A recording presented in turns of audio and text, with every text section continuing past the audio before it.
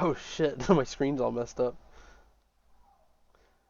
Hello and welcome everyone to our new session of the new year for the Dungeon Initiative. Woo! Woo! Thanks guys.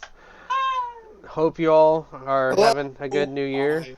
I know things have been up and down for some of us and we're trying to get back Catastrophic. together tonight.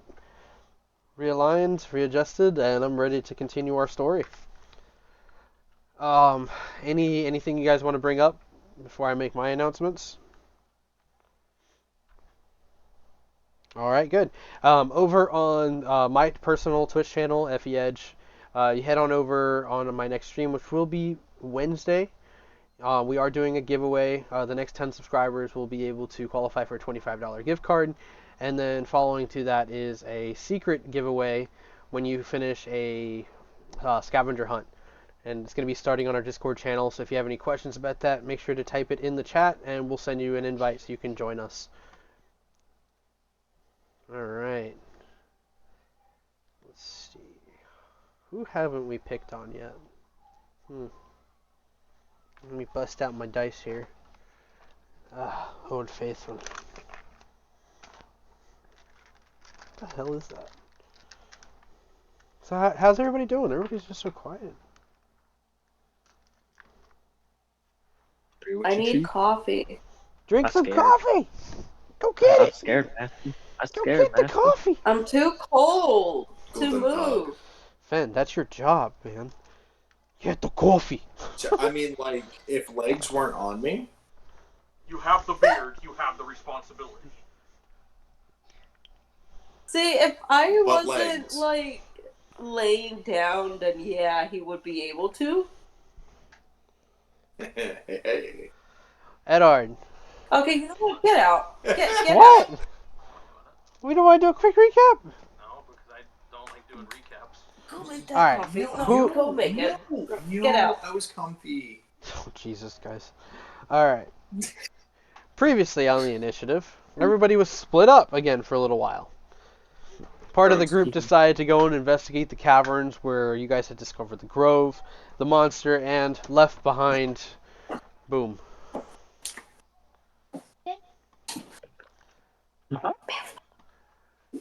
Within the town of Sweetwater, was it Hector and Hugh were looking for some new weapons and stuff to kind of go through the caves. Ended up getting split off, and Hugh ended up on his little mini adventure, escaping the town, leaving behind a small carnage of people, and finding a cart to hide inside of. Eventually, stealing the cart from an old couple as well. Do you deny this? I did not steal it. I simply borrowed it forever. After I killed them. I didn't kill them. Called stealing. Nope. It's just called borrowing. Stealing's a dirty word. I don't do dirty things. Well, anyways, over at the Zulu home, the Night Knockers were there. Asher stayed behind, or did he go with you guys to the cave? Can't remember. He did stay at the Zulu home? Cool. And I believe the only player that was there was LaFay. And Ona. Did Ona go with Zoe and Fen? No, she stayed behind with LaFay? Yeah, I believe Ona stayed behind. I think she stayed behind. Okay, perfect.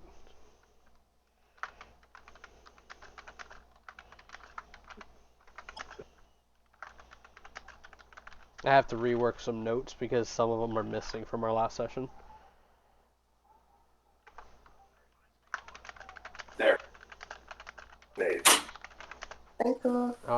Zoe and Fen, you guys were in the cave when there was a stirring going on within the earth, and that's when a colossal creature, like the one that you guys had seen and faced off against in the caves before, emerged from the earth and made itself known to the people of Sweetwater, who can witness this large monstrosity as it emerges from the earth.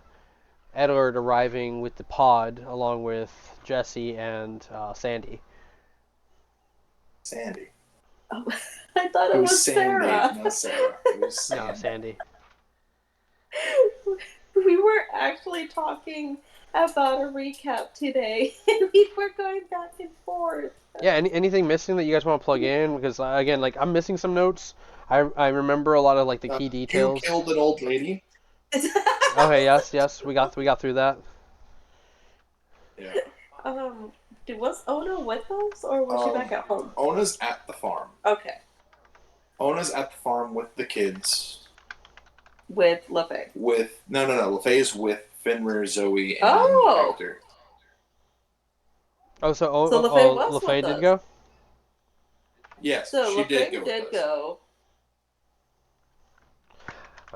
Okay, makes a little more sense now. Because I remember her like talking to Riza and Riza mentioning that she'll look over things. And we had to tell Riza that she will be perfectly fine and that she needed her rest. Yeah. You guys so far have Riza, had 2 short rests, correct? I believe so. The one in the cave and then the one you guys had at the farm. Eddard, you haven't necessarily had any rest. Other than the cave, you had the one. He needs to be. I guess technically you've been resting for a couple of hours with the pod going on. Would that count? Yeah. How does that work? I have to roll the dice for that, right? You can do the dice, any healing potions. How many hours is a long rest? 1 hour. At least No. 1 A long hour for rest? a long rest? Oh no! A long rest Yeah, is yeah, a yeah. minimum of 4 hours and full. You have to have at least a full stomach. And because you're traveling by air and it's not taking as long, within that amount of time you got a full rest. So I think Eddard Wow, is the only one at full rest. He is. He's a lucky man. I could double check this too. With the handy D&D Beyond app, Oh my god. you can check all the details of certain rules and understandings and things like that just by looking it up. That is an unaffiliated partnership ad. It is not real. It is not valid. Please do not sue us. We love D&D Beyond. Just waiting for like Wizards of the Coast to Thank send me you an so email. much, pilot of the airplane. Oh, is that really what it sounded like? Because that's what I was going Just for. a bit. Just a bit. Yes. Yes. Huh? Yeah. So yeah. Even Hugh, from your perspective, you do see this giant monstrosity come out of the ground. It's as it like raises its head to the sky, it like kind of tilts and cracks its back. You guys can hear like clicking noises kind of echoing across the land itself as this thing moves and starts to kind of skid and move, across the mountainscape. From your perspective, Fen, Zoe, you guys are watching as the tail of this thing comes out of the earth and coils up behind it. And ahead, you see the rubble kind of breaking down and apart. You see that the archway that leads to the grove is now clear and open. A ray of light kind of coming down to illuminate it. And Zoe, you do notice that there's kind of like these like ripples through the air, kind of surrounding that doorway, almost like someone is standing there. That the monstrosity above, from your perspective, Edard, it looks like its many eyes upon its head are like blinking rapidly, trying to take in the sunlight. Okay. You need a second then? Yeah. Alright. From not too far away, but LaFay, most of the people in the house, or not LaFay. LaFay's not there. She's with you guys. Okay. So you are witnessing this from up close, guys. Let's see, we're missing anybody. What are you guys doing on the ground?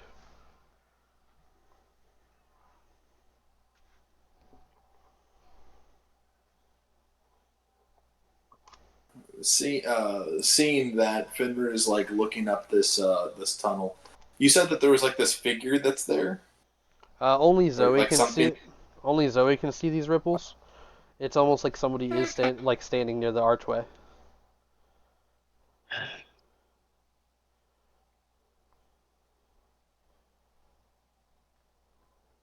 Um, Finra kind of like looking up at the this gigantic hole that it's made. Trying to think about how close it is to Sweetwater.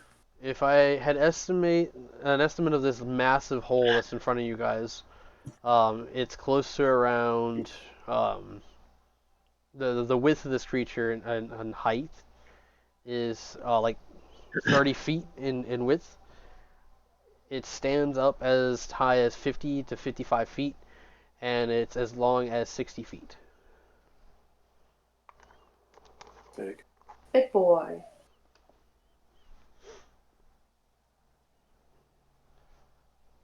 And LeFay, you're there with Zoe and Fen as well, so if you have anything to say or interact with them.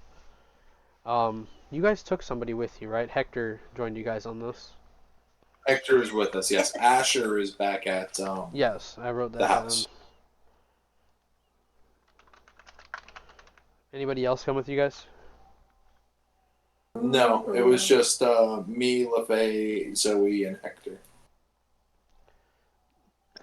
Because our original mission was to go find Boom.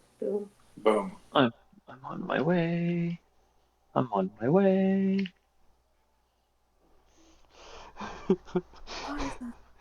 Yeah, Oh my Hugh. God. With having your wagon, you are kind of rolling up, and you're getting close, and you do see this thing like off in the distance. Just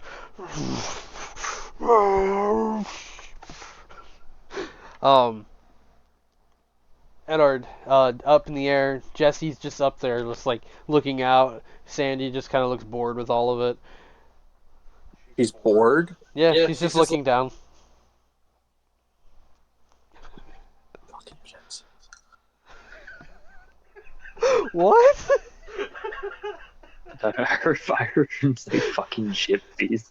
That's what he's no Gen Z's. I heard gypsies, and I was like, that's No, that's not what he said.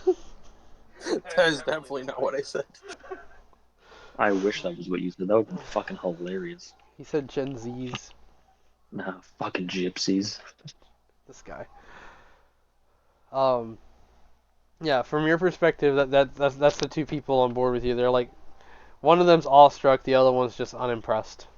And the creature's completely out in the open now. Like I was saying, from your perspective, you can see like its eyes much closer, and they all seem to kind of be blinking, especially as the clouds begin to part, and it kind of like shrieks and like cowers away from it, and it starts to kind of like look around and scurry like more off towards the west, kind of moving across the landscape and up the hills and the mountain.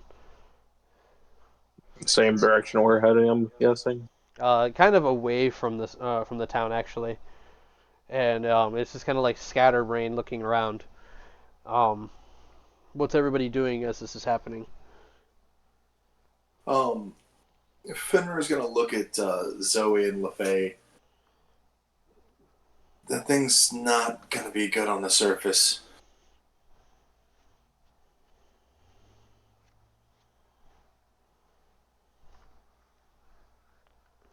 Zoe's eyes are going to be fixated more on where she saw the ripples right by the monster. And then a visage of Mothra appears. I'm just kidding. All hell Mothra. It's the Mothman. Come my child.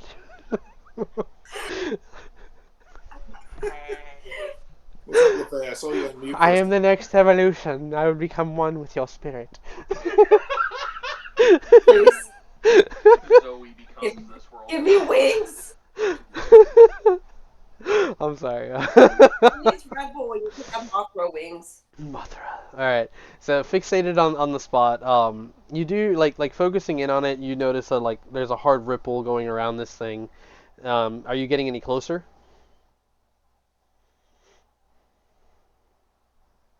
Can you repeat that? She Because needs to be. to get to that point, it is a rough terrain. The earth itself has like kind of been grounded up, and you can kind of see where the rubble's kind of collapsed from the surface. So you're gonna have to like move over it to get over to this spot. Um, but making it across, are you gonna go to it or are you gonna follow Fen? Whatever you're doing there. I'm assuming Well, too I much. haven't left yet. I'm, like looking back to see what they're Um, doing. I'm gonna go ahead and move towards it, like a little bit cautiously. Towards the monster, perfect. Okay. I need you to make a dex. I'm just kidding. Yeah. Going up towards the entrance, you do notice that like you know you're making your way over this rubble, and you get closer and closer, and you notice that this shimmering light force that you're seeing seems to be solidified as almost like what you see like one of the spirit creatures, but it's humanoid instead. And you notice that it's the visage of a young girl.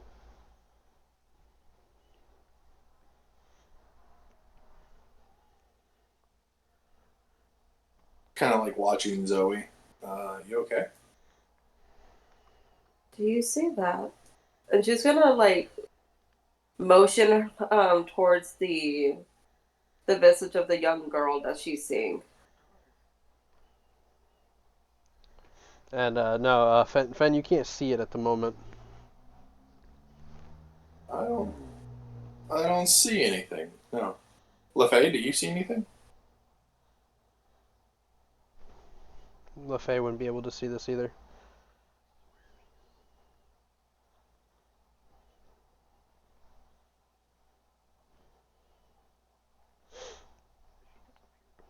Oh, she just She unmuted. in There it is. audio. Is she?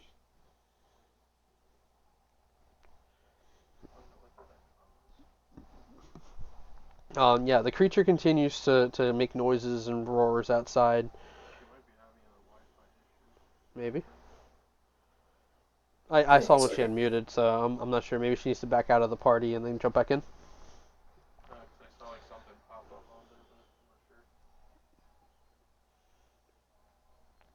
Just popped out. Gone. Pop back in. There we go. Can you hear- There it is. Oh, I was saying, so you're saying like she's not gonna be like she can't hear it, like not hear it, she can't see it. So this creature came out of the ground right in front of you guys, and now it's like kind of off onto the surface. You can barely see it as it's moving away right now. But in front of you Gotcha. guys, there's an archway that leads to the grove where Zoe found like, you know, all the cherry blossom trees and stuff like that. In front of it, she's Okay. seeing something, but your character cannot see what she's seeing. Okay. So as far as Uh, you can tell with Hector and Fen, Zoe's just moving across this crazy amount of rubble over to the other side, and you guys can't tell what's going on. Like a crazy woman. Yeah, I mean, like it looks a little odd, you know. It's like that's your reaction after you see a kaiju. she's gonna look at Zoe. She's gonna say, um, "Where are you going?" Do you not see her? See who? The girl. She's standing right there. And she's gonna motion again to the girl. She's She's standing there. she's gonna look up. Uh, I think you're the only one that could see her. Fenrir looks at Hector. Hector, you see anything? He's just gonna look at Fenrir. Yeah, Like, Hector's will you looking shut up the up? hole, and he's just like, yeah, I saw it. Um, there's a scale for these sort of things, you know, scale of things being pretty normal and completely fucked, right? This is fucked. Yeah, yeah. You know he was looking at the monster and not what I'm seeing. This continues to be a little shimmer there. She's gonna reach her hand towards it. Okay, so when you kind of get close, like within the 5 to 10 foot range, or 10 to 5 foot range, right? Kind of getting closer, closing in. You do see that it solidifies, and it almost looks like a girl who's been living on a farm, the way she's dressed. She solidifies into what looks like an actual person in front of you, and she kind of just looks up to you, and she says, "You've been here before." I have. Do you seek to train?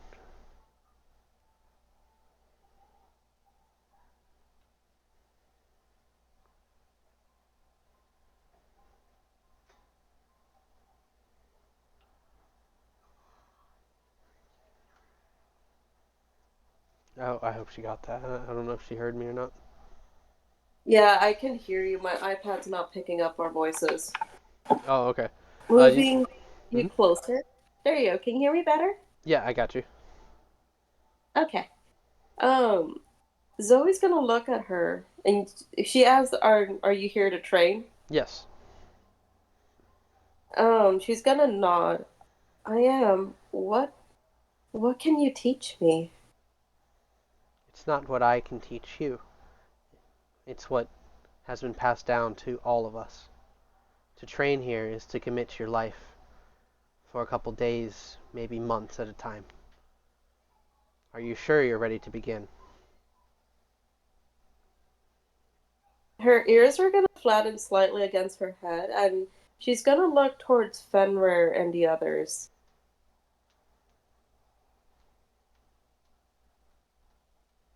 You always be here. You ask if she will always be here? Yeah. It's actually a perfect question. I wrote a script for this. She like Always expect the unexpected as a DM. no. I said it works. I literally expected it. I like it was perfect. It was perfect. Um, Did you expect this? I whip out the LSD. No. yeah. Yeah. The girl tilts her head almost like she's not like yeah, like disappointed, like shame, you know? And she says, "The path is clear for those seeking their companions and those who are open to its teachings. To train amongst brothers and sisters in order to become strong of mind, body, and spirit. So when the day comes and the stars do not shine, and the moon engulfed by the blackness of space, and the sun blotted out like ink on white sheets, these are the beginning of the last days, Zoe." The creature Then above lets yes. out another roar that kind of shakes the cavern, or what's left of it.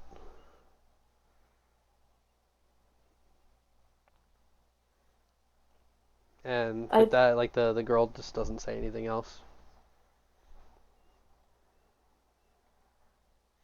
I would like you to train me. She kind of vanishes, seemingly as if going through the archway, and you do feel like this urge, this pull to go through. She's gonna look towards Fenrir and she's gonna smile.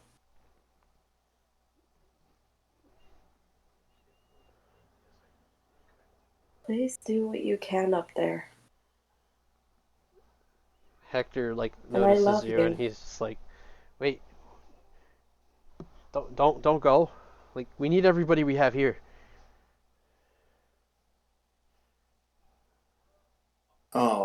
Fenrir looks at Hector. You're not wrong, but if it's something she needs to do, then she needs to do it.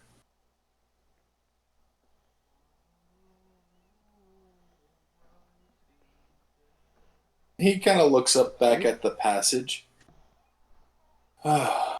Anyways, giant monsters. Right. Zoe's gonna follow the urge that she feels.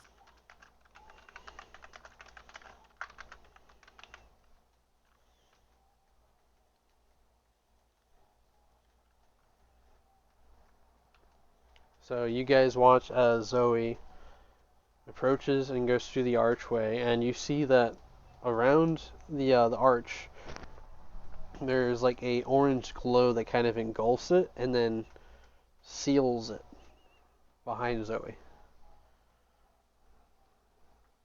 And Zoe, as you go through that tunnel that leads through to the grove, it's like it's just pitch black here.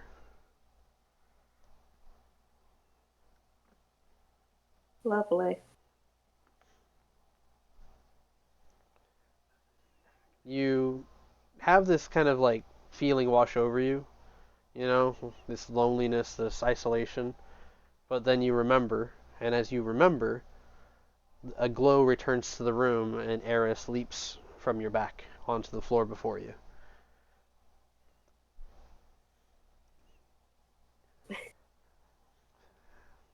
I'm a little scared.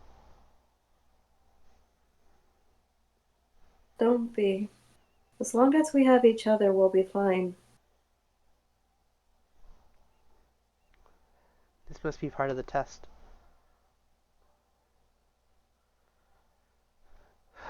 Through the dungeon we go? And then Eris, goes on down this passage. You following Eris? She will follow. Alright. Outside, And the first story. Hector looks at the remaining of his his gun, and his remaining weaponry, and he's looking over at you, Fen. He goes, "I don't think this is gonna do shit against that thing." It's worth a try. It's out of that or we die in a blaze of glory. You can give me an angle, I could shoot its eyes out. First things first, how do we get out of this fucking hole? By the looks of him, how much does he weigh? I'd say maybe 160, 180. Kills And him. LFA, how much do you weigh? Offended. Never ask an elf her weight. Okay. Never ask a lady her weight. I kind of want stuck up LaFay again. Kind of, yeah. LeBang! Mm-hmm. Yeah. Mhm. Mm-hmm. How much you weigh? Like looking at her, does she seem really light? This is a question for you, LeFay. You said if I saw the light? No, looking at your character, does she look like she doesn't have heavy gear? She's just kind of light. Yeah, light armor. Yeah. Okay. Finner kind of grabs Hector and wraps his arm around his waist, and he grabs LeFay. Oh no. As he grabs her, she's just like, "Oi." And he's gonna shift into his beast-like form and start going up the tunnel.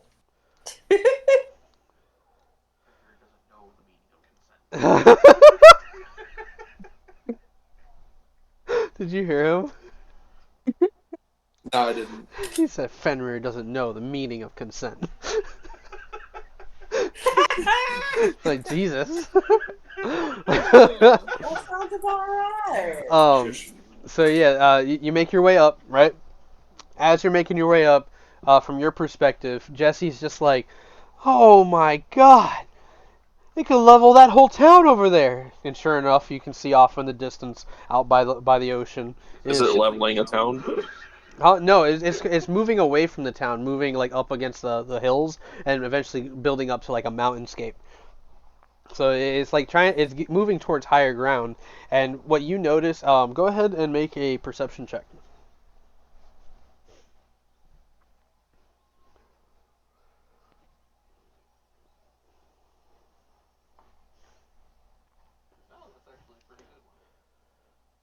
Dirty 20. Solid with a dirty 20. You notice from this perspective that as the creature is moving around and moving up, it's kind of slow moving, but a lot of its little legs underneath its body seem to kind of be digging at the earth. Again, it has the long elongated body of a millipede with the many legs kind of digging at the earth and testing it. And every once in a while, you notice that it lowers its head and it seems to be tasting the earth in its mouth and moving further up. And it's the only one that seems to have come up? Only one so far. Okay. looking around on the ground, do I see anything or anyone familiar at all? With a dirt 20, you do notice that you kind of recognize the hulking fixture of Fen just reaching the top of this hole. I hate that. Okay. So seeing that, I'm gonna fly down toward them and just call out, "Ben, LaFay!"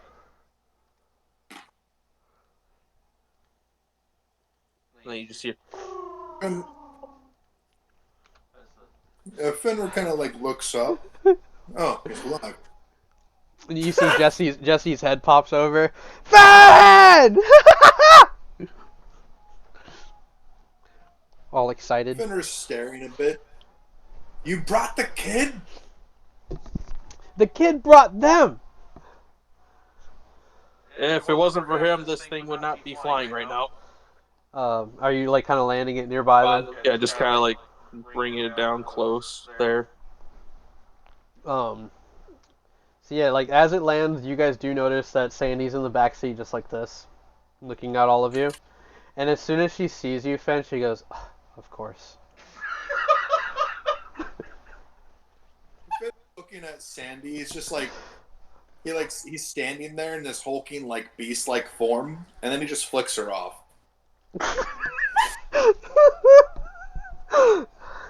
I'm looking around. No word. His finger. Looking around, I kind of look at the group. Where's Ona? She's back at the farm. Where's the farm? He hasn't been there, remember? Oh yeah. Wait, what? Did you even meet Hector yet? I've seen Hector and Asher, but never really conversed with them. You didn't converse with them, yeah. Okay.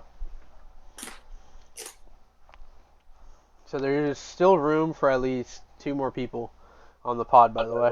I'm assuming she's safe there with Zoe and Riza? With Riza, yes, and Asher. And Zoe? She's she might be taking care of something right now. She said that she saw a person, but I didn't see anything. Yeah, we all see people now. Okay, just hop on. Let's go to the farm.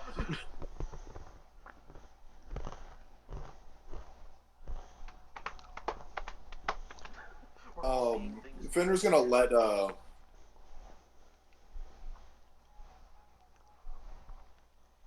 Fenrir's gonna set Hector and LaFay down. Oh, wait, no, they're probably already down. Jesse offers them a hand to like kind of get on board the pod. LaFay, do you take his hand? Yeah. She's gonna go up. Yeah, so you guys are in the back seat. Sandy kind of sitting between like you and Hector, just looking at both of you.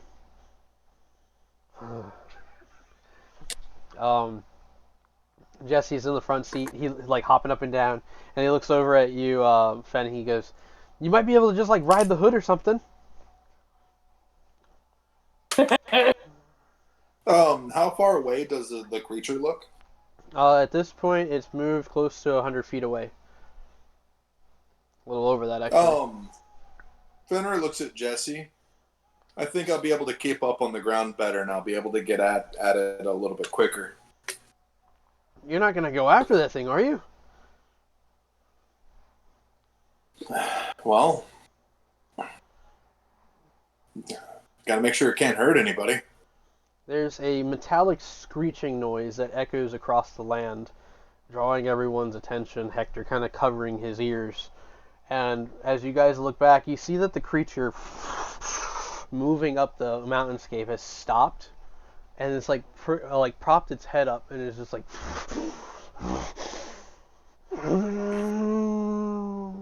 And then on the top of the mountain, you guys hear another metallic ring, and what looks like a 60-foot tall man jumps over the mountain and punches the creature across the face. A man. The statue. And as it Yeah, like so I was straightens about to ask, out, is this a statue? you hear, and the creature. So it's a Jaeger? And the creature, now on its side, flails on the earth, gets back on its feet, and thinks to charge at this thing, and it turns like and faces it, and the creature just burrows straight into the earth.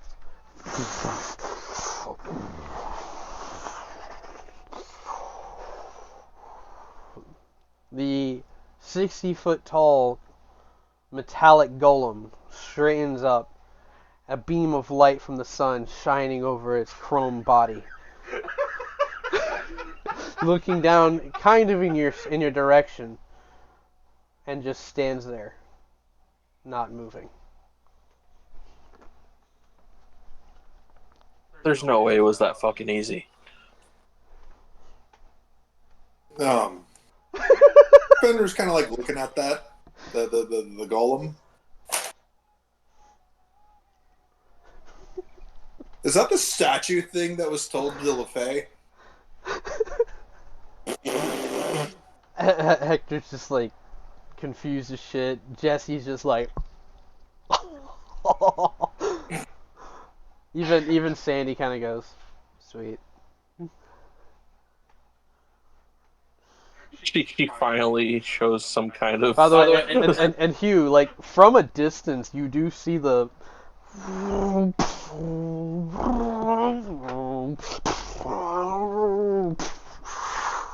like from a distance, he's just riding up onto the farm. What the fuck is going on here? The Zulu kids are outside of the house. There's like an earthquake going on. No, look!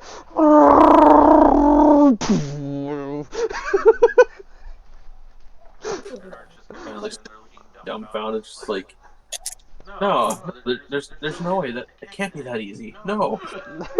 Me in my head, I'm like, I should just turn around and go the opposite way. The fun's over. The fun's over. I'm leaving. Fenrir looks at Jesse.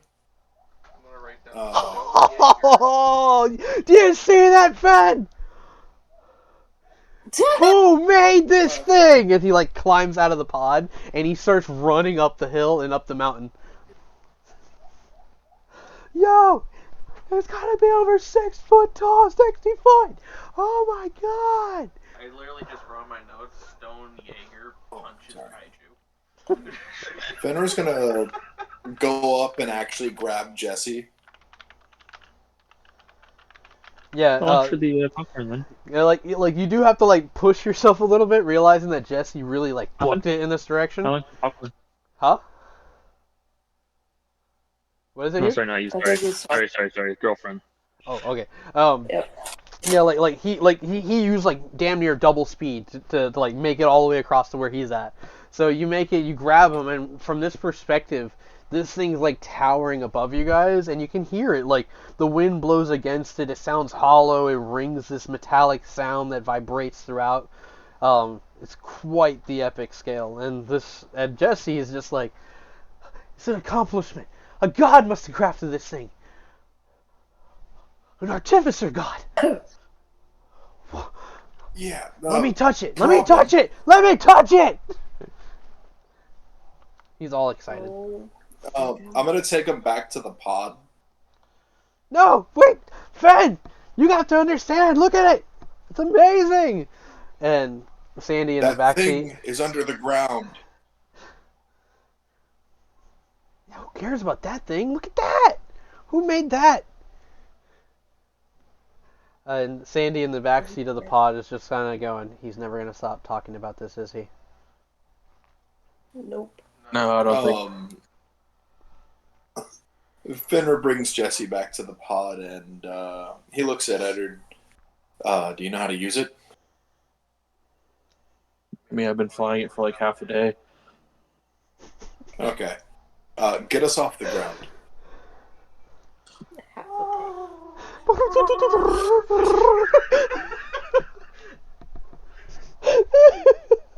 Jetsons. Okay, Jetson. So yeah, are you hopping on top of it, Fen, or are you staying on the ground? Yeah. All right. So yeah, Yeah, I'm hopping on top of it knowing that it's borrowed. yeah. So you take off, going up into the air. Again, like the higher up you go, you're taking in this creature. LaFay, actually, all of you can do this. Go ahead and make a perception check. And LaFay, you do remember this thing, right?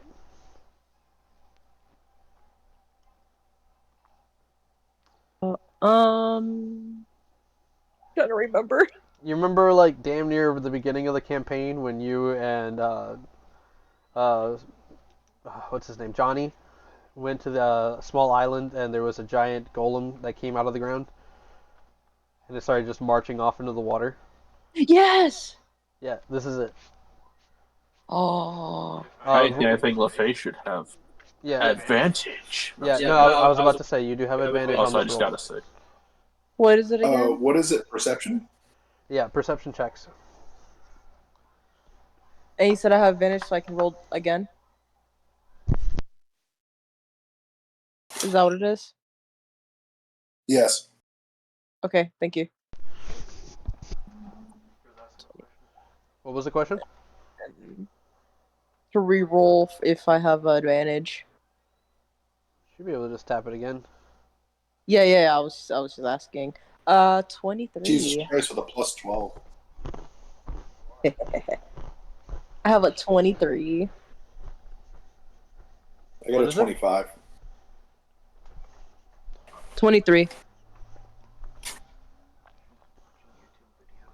So if you got above a 15, you notice that there's LaFay, like you notice, especially having seen it before, this thing when you first saw it had like crustaceans of earth attached to it. There was rust going across its surface. There was even like little bits and pieces of coral on top of it from being close to the beaches and all that, right?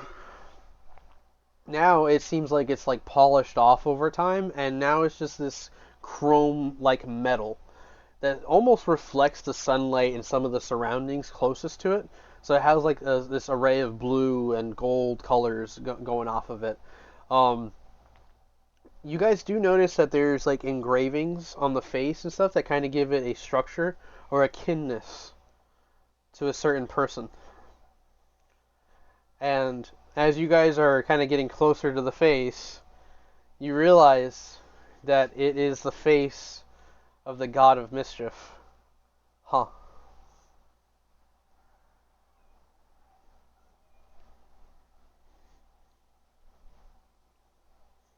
Huh?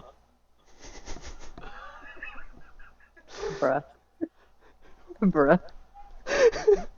The halfling who became a god Yep. has his visage on a Yep. golem that stands 60 foot tall. So this giant colossus is like halfling looking. The face, at least. The rest of the body is like sculpted to be muscular and toned. The most the most disturbing part of this statue is that where the genitals should be, it looks like something broke off. I was about to say, like, you made him hung like a... I thought about it, but I was like, let's not be too gross. It's just swinging back and forth. It sounds like a gong every time. Yeah, it's not bad. So yes, where are you guys headed? What are we doing? I was fine for if someone's pointing that out. Then we're Hector, just kind of staring at this thing. I absolutely hate this. It's a grower, not a shower. I want my hydro range. as you guys are descending down, Mid-April, right? Is when they start selling, or do they stop selling? you are welcomed by the well, not necessarily welcomed. A bunch of the night knockers are outside. Asher looks over at you, riding up on this turnip cart. And he sees you, he's like, do I need to ask?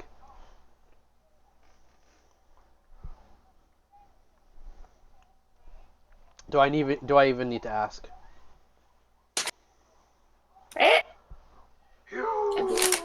You should not concern yourself. No. Okay. Well, Hector and some of your friends. Oh wait, look, the hell is that? And some of like the people like panic when they see the pod approaching so quickly, and some of them dip inside of the house. Asher just kind of like goes by the doorway, reaching behind it, and when you guys approach, you kind of land in front of the like between the two houses, and he has like a moment of, oh, I don't want to ask. The initiative like arrives in like these weird vehicles. I just realized, like, Everywhere hold we on a go, we second. got weird shit. He's a turnip cart, and the other guy shows up with this flying saucer. So you want to turn up? Definitely take a bite out of one.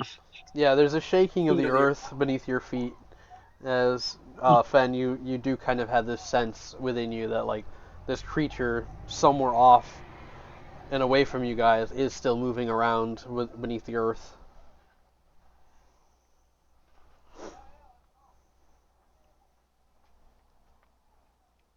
Edard probably would have hopped off like as soon as like landing and went off to go find Ona.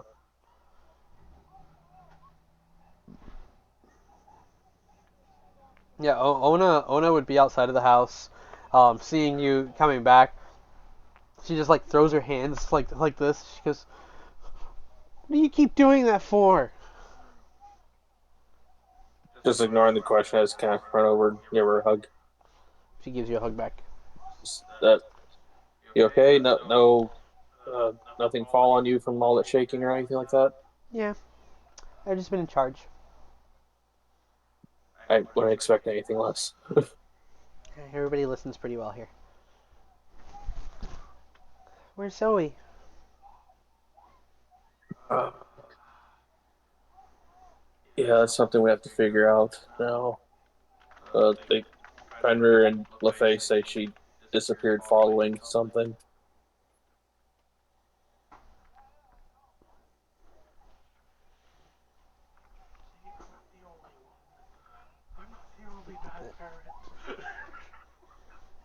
Listen, man, I've been trying many ways to bring you all together. I guess it's my bad. I introduced a way for Zoe to get away on a vacation. I'm not the only bad parent. um, yeah. With all that going on, Hector does see you, Hugh, and he runs over and he's just like, "Oh my God! All this blood. You okay?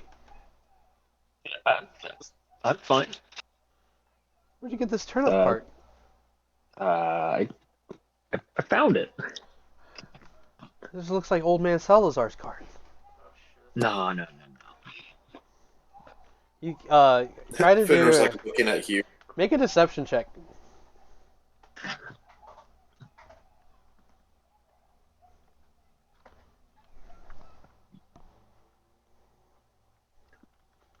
A 9. What? No. Hector shakes his head. No, something happened to them, didn't it? Something back in the town. You could say that. What happened? Well, he was beating on his. Well, I didn't even know where to start. All I know is that I escaped town. I hopped in the back of their cart. They didn't know. I saw him hit her, so I hit both of their heads together and we kind of rolled them off the cart and I heard a snap. And then I just kept going. So, You murdered one of the Salazars? No. I didn't murder them. All I heard was a snap. We don't know if they're dead.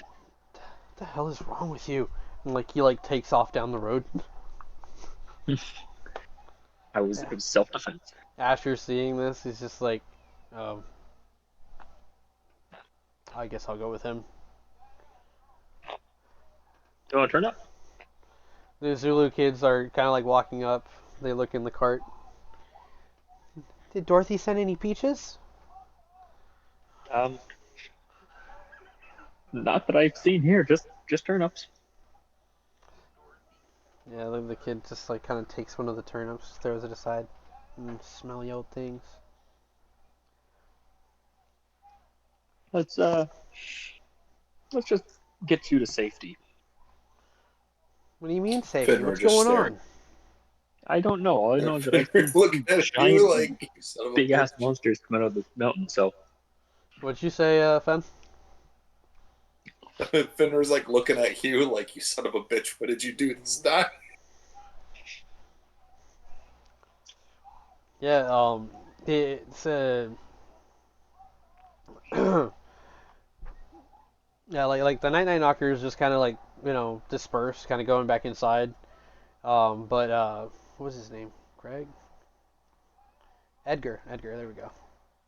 You know, the will of Ed.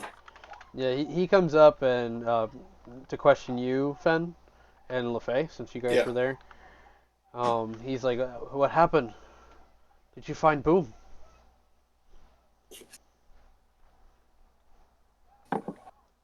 Unfortunately, no. I'm hoping Zoe can find him.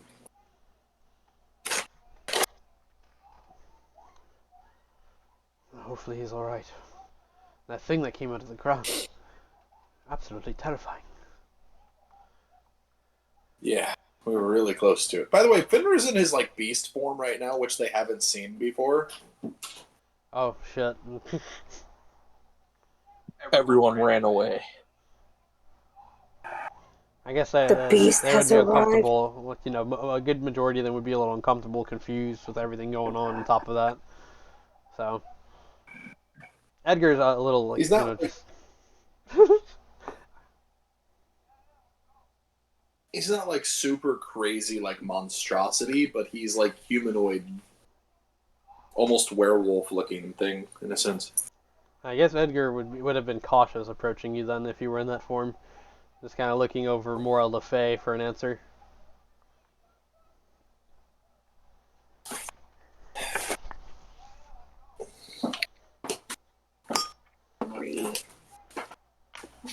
Um,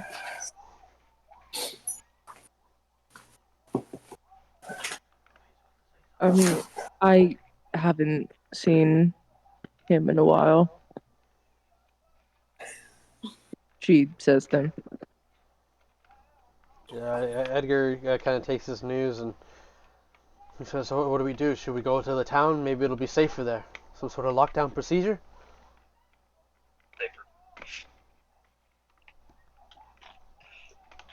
That would probably be the safest bet. Maybe a good place. A bed. I don't know. Is it even safe to go into town? Edard says as he looks over at Hugh. I mean, you guys might be safe, but I'm maybe a wanted fugitive there. I mean, if that's Probably not safe. just by Well, tomorrow, I consider mean, we stuff, but I'll- did kill the tax collector, so I mean, I did kill at least a good sized squad of I guess this guy named Lord of the Northsmen. I've also may have done the same thing.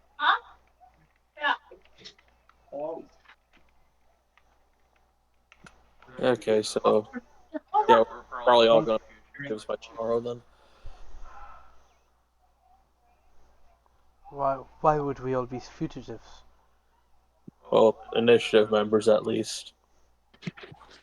They highly possible they might disband it, and if we don't surrender ourselves by tomorrow morning, well, I imagine we'll all be fugitives. So Surrender ourselves. Oh, no, it's just like Edward, scratch what your head. LaFay's gonna look at Edard because all she remembers is just fighting that assassin and then getting knocked out. So she's like not sure what's going on. Yeah, Rizik is like at the doorway, kind of like listening in with you guys, sees you and she kind of like gives you a quick wave. We're probably gonna have to talk alone, just us, and it's gonna be about you, LaFay. She's gonna point at me. What did you do? What did I do? All I did was try to stop an assassin, and next thing you know, I'm over here all battered up. Well, why have you been wanted for the last year now?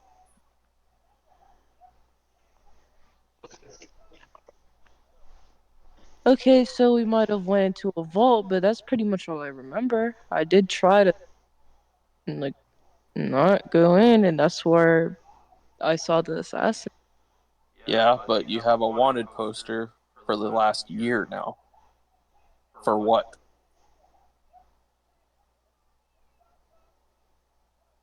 As out of character, does wait, does what Remember I after the war with Dorian, a year passed, and in that time you decided, at least in your timeline, you remember, you kind of went around taking out bounties, and some of them went a little too far in some places, and you killed people that you shouldn't oh have. So in oh this in this in this current timeline, oh. technically, this may have not happened, but more on that later. You do remember that you had a bounty after you.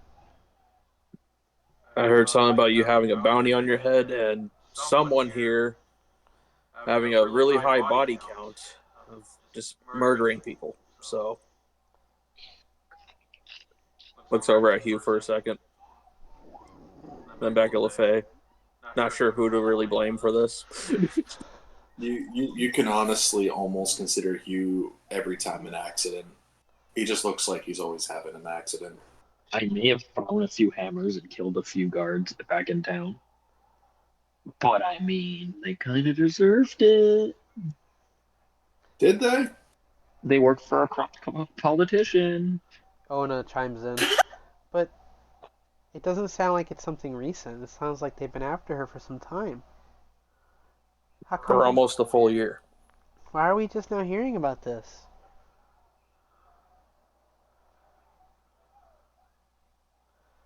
LaFay flashing back to when she walked into the initiative town and she ripped a poster of herself. LaFay got rid of all the wanted posters.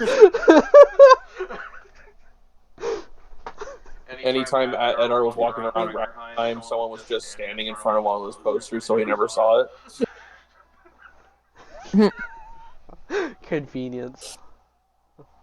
You guys don't really do bounty hunting either.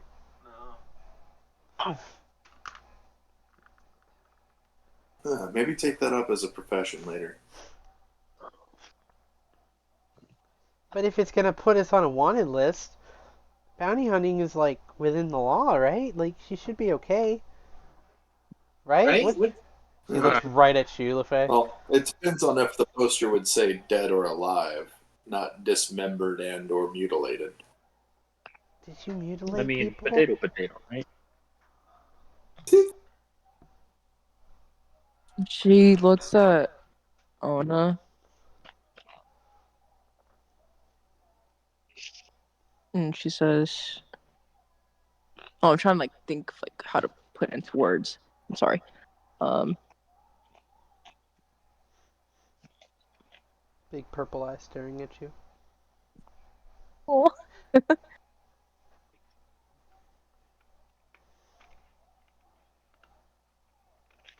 I only killed those who had a bounty on them.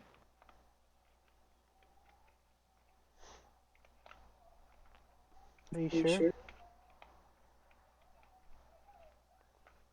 If it was just people with bounties on them, they would not have you on a poster. Fenrir's sitting there. What about Riza? What? She's like looking around at you guys now. I remember they said something about Riza. No, nothing specific about Riza, other than Like, being one of the friends that were at the castle. Okay. Fenrir, like, once again, Fenrir is like this large monstrous form looking at Riza. Do you have a high body count?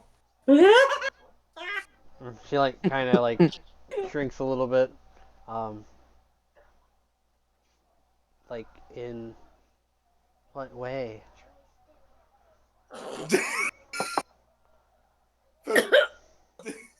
LaFay jumps in. LaFay's gonna jump in. Hey, if you're asking if she killed anybody, she hasn't. I don't think Riza actually has like even in combat killed anybody yet. Right? Yeah, but like that's what Didn't she's like thinking. Like didn't she thinks that like didn't Riza carry LaFay out of the castle Yeah. and ride across the few fields? Yeah, I mean like at this point her face could be going around now. Yeah. Not any instance of that. Did she have to kill somebody to get out? No. She actually avoided it. Oh wow. Aww. She's a pure being in one way. She's a barbarian too. So rage. A barbarian who's also been raised for a couple of years now in a civil town. That's fair. She just I think there she was just mention of her, but she just hit her rage spurt. oh, that's why she's growing. Wow. Yeah. So She wasn't mentioned by name, but they know someone was with LaFay in there. At least that's what I think that was told to me. I can't remember. That was a few sessions ago. So what about the sketchy man that's been looking around? He literally just works for the crown. You went into a vault you were So supposed to be in. He was protecting it. What they thought I was so gonna LaFay. they thought I was gonna kill him or something. Again, you were someplace you weren't supposed to be. He was defending it. So basically, he thought LaFay was going to take the royal treasure. Defended the royal treasure. LaFay and Riza then almost killed a royal bodyguard. They weren't close to killing him. yeah, he didn't die. I They're wasn't like going to scratching steal anything anyways. Too many people talking. She's Oh no, she just jumps in saying I wasn't going to steal anyways. The point is, you weren't even supposed to be in there.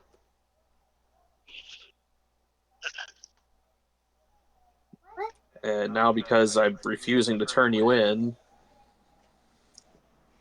things could be bad by tomorrow morning.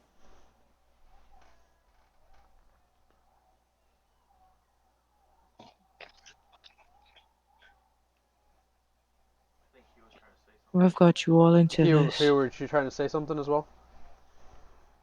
Oh, sorry. No, you're good. You're good. I just saw it blinking. I thought he was talking. Oh, okay. Go ahead, LaFay. She's just like, so I put you in danger because of what I did.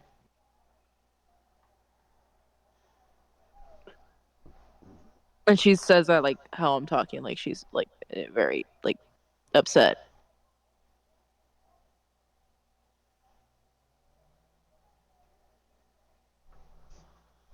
I've only just kind of. I guess we've been spending a lot of time together, all of us now. I don't think any of you are pretty bad, especially you, LaFay. After all, you couldn't hurt a door.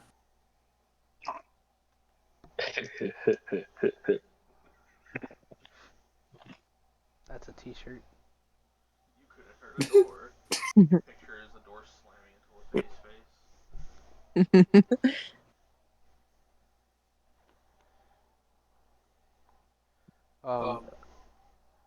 One of the Zulu children kind of comes over, and he's just like, "Hey, where's Hector and Asher? They're taking too long." And they kind of look off in the direction.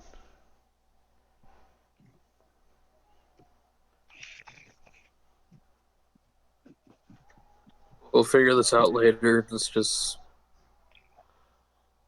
get ourselves together, try to figure out where Zoe's at, and then We'll figure Zoe's fine. She's, like I said, taking care of something. Something that she has to do. All right. And what's the situation here then, besides Hugh possibly causing more trouble for us here? Well, giant monster, giant golem. I killed a few of the Lord of the North's men. Do I even know what the Lord of the North is? You haven't been acquainted with them personally. You've only heard of them in passing from other lords, and your father at one point talking about like this new organization that's been set up and been running for a little bit of time, but he hasn't been able to go and speak to them. So like when this was all being restructured in Sweetwater, your father was kind of swamped with other things. So he wasn't able to be involved with Sweetwater and its new ownership of these lords.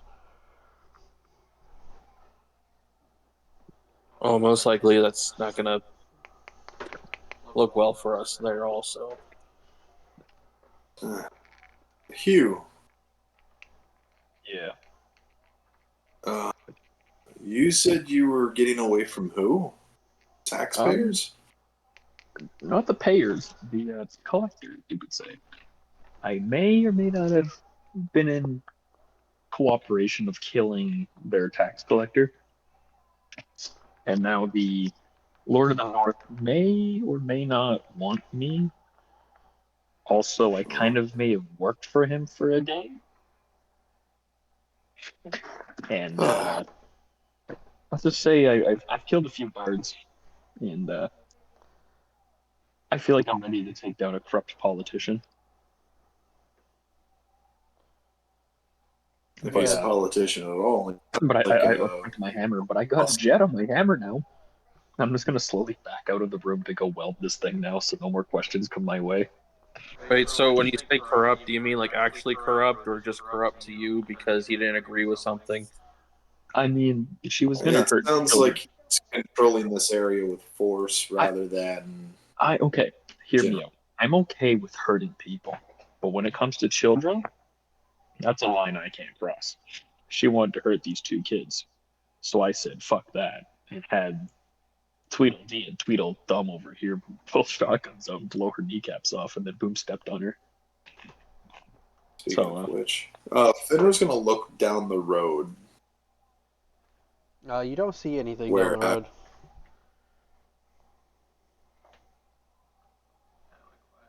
You don't see anything down the road.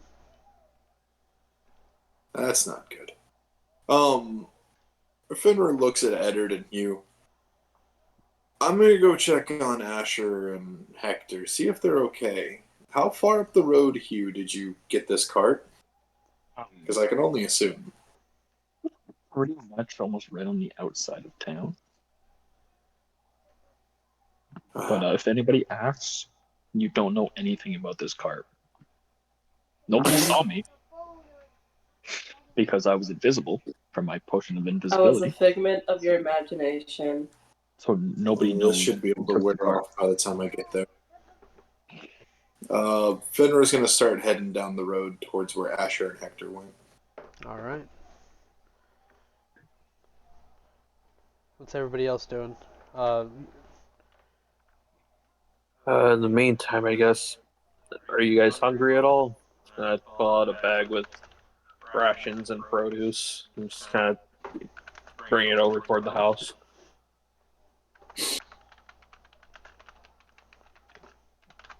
Yeah, Ona immediately like follows over. Edgar helping you carry it inside. LaFay, what are you doing? Uh. Hmm.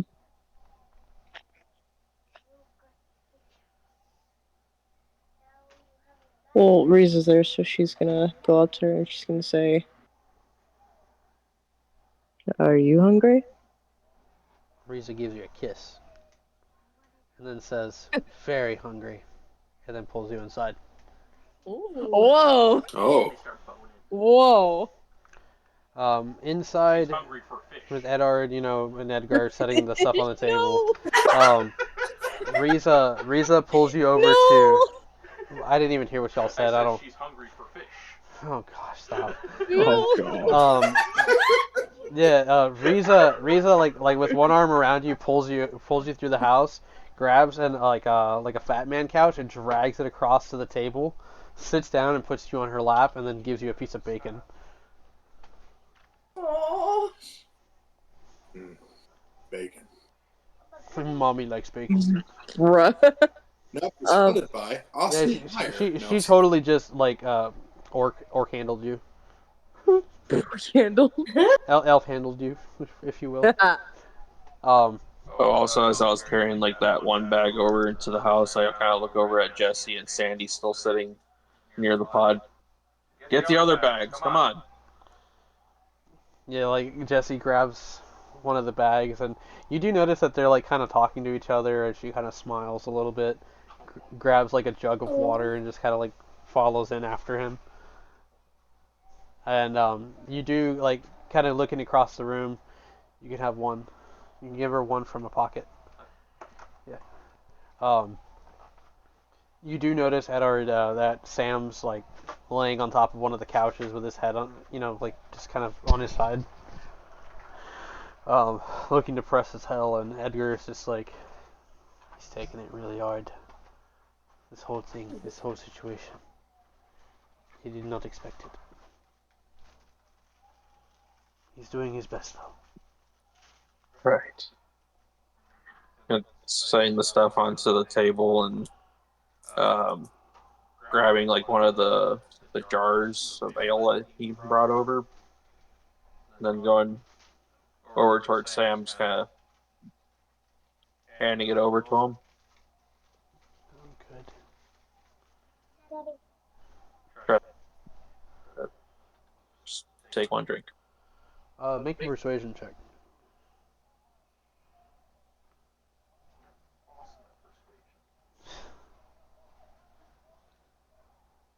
$22. Yeah, he looks up at you and kind of notices that you're trying to care for him. You're trying to show that you're there, and he just Do I notice any look on his face at all? depression, anger, frustration. He just looks lost. Oh, so Eddard at the start of the campaign. Um,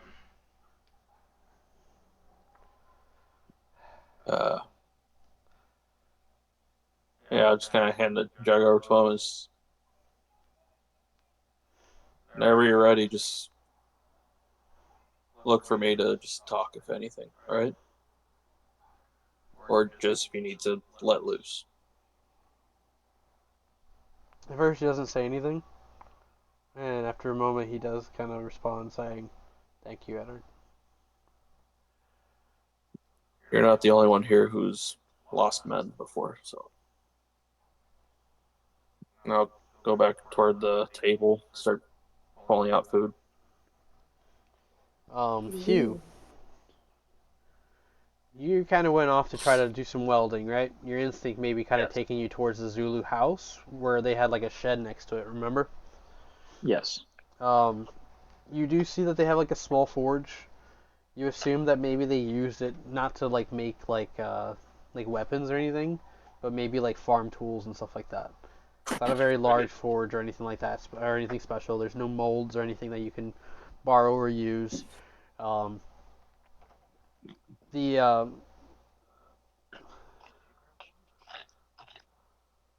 one of the two.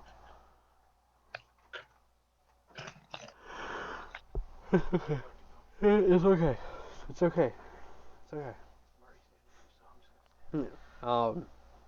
So, what are you doing as you approach this workspace? I'm gonna see if I can find anything that I can use to weld, like at all. Makeshift weld that'll be strong enough to hold this massive jet engine onto the back of my hammer. It's like any pieces of scrap metal that I can melt and then pour into it. You do see that there's like pieces of copper and like little sheets of metal and stuff like that. There are a couple of tool sets there that would lead you to assume you could probably start a small fire. Um, it's just not gonna reach the heats that you're looking for immediately, so it would be a process. Okay. Heading over to the forge, we cut over to Zoe. Zoe, you're still in this dark passage with Eris kind of leading you. And at this point, it almost feels like you guys have been journeying for hours. This silence, this isolation that you feel. Anxiety might be building up inside as you might think that there's no end to this. And Eris even like sometimes looks back at you unsure. And then when they look ahead, you guys see that there's like grass on the ground in front of you, almost like it's growing out of the stone. And as you begin to walk over it, it converts into an actual field of green. And you see that there is a house. Half of its structure is missing, blown apart, shattered into pieces. There appears to be a shed next to it that is also in tatters. Currently, just looks like something had singed and burned it at some point. Slowly, you begin to realize, Zoe, that this is the Zulu farm itself. It almost appears in black and white to you guys.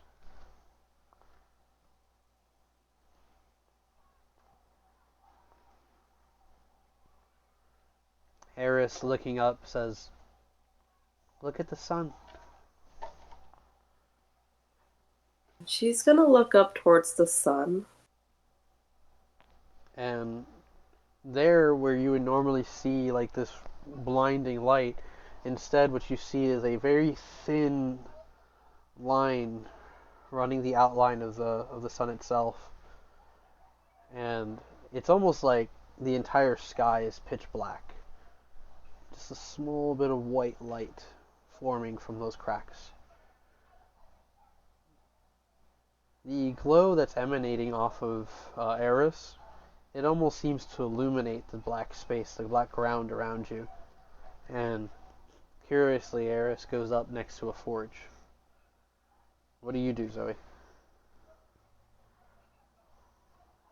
She's gonna follow Eris towards the forge.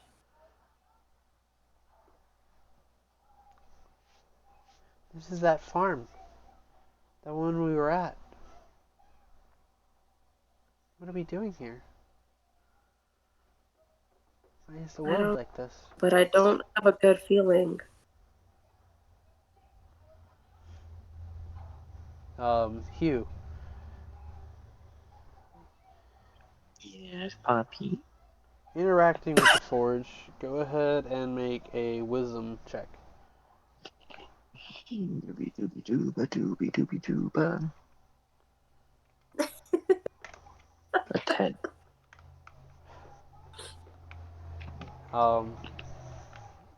It's a normal little forge too. You go to try to ignite it, but it doesn't seem to be doing anything.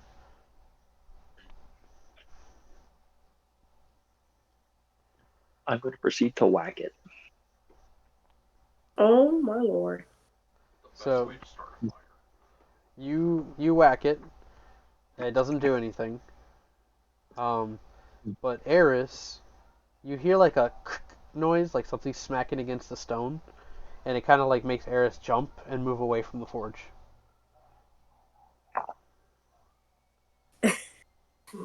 Zoe's gonna look at the forge, and her eyes are gonna roll a bit. I feel that might be Hugh.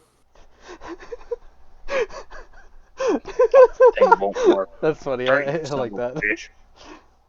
Yeah, as he starts to curse and swear like that, you kind of hear his voice coming through.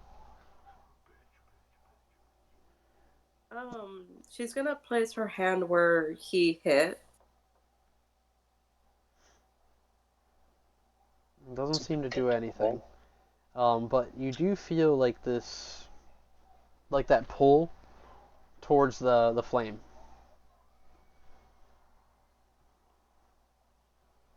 She's gonna look towards the flame. Oh, the flame hasn't ignited, or the forge Okay. itself. It's out. But you feel this So it's tug, like we did when you were at the archway. It's like it's pulling you towards that.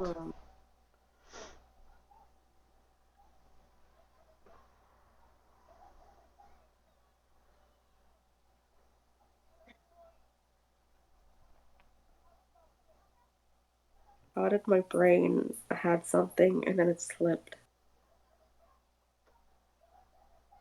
Um.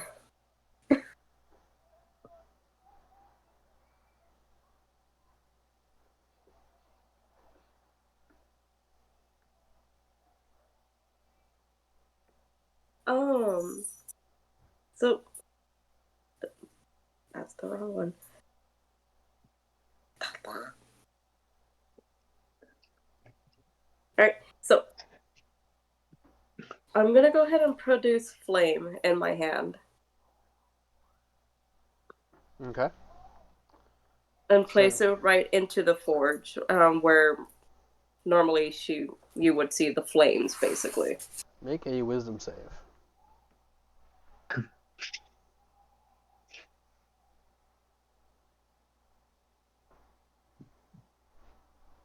Why do you do this, dude?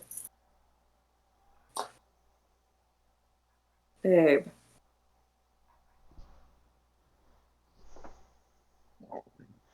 $23. All right.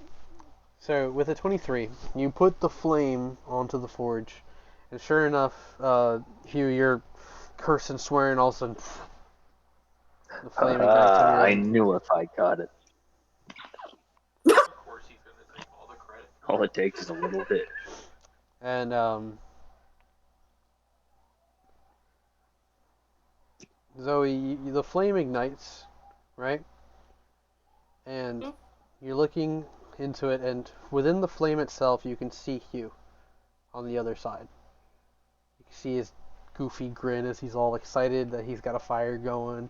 You see him lift his weapon up, and he's looking at the loose ends, trying to figure out how to work this.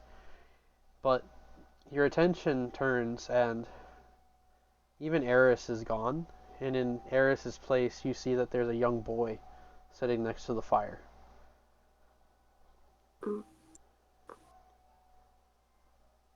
She's gonna look at him.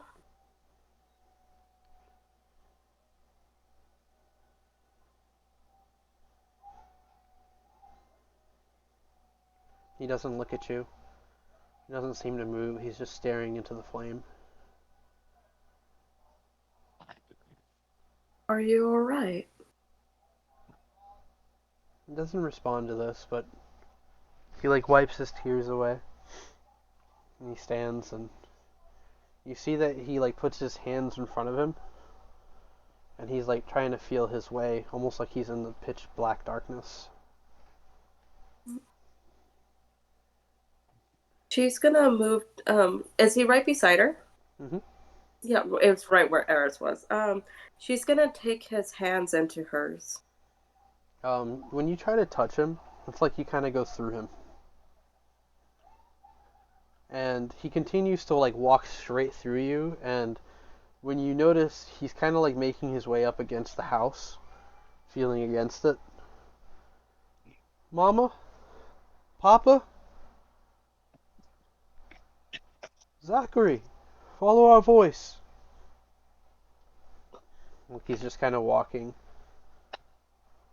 And when you follow him, you notice that he's walking out into the clearing, and you realize that you're at the remains of the Zulu home.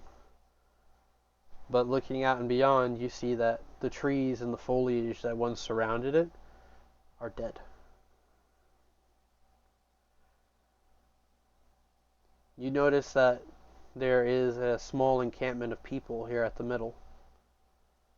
And the boy, following his parents' voices, makes his way to the middle, and they kind of embrace him and check on him, and they're saying, "You can't just go off into the dark like that." And they seem, again, all of them seem to kind of be looking off in the distance, blind, in the direction, kind of like not directly at him, more towards the ground. And you do realize that these people, whatever they're experiencing, they're in pitch blackness.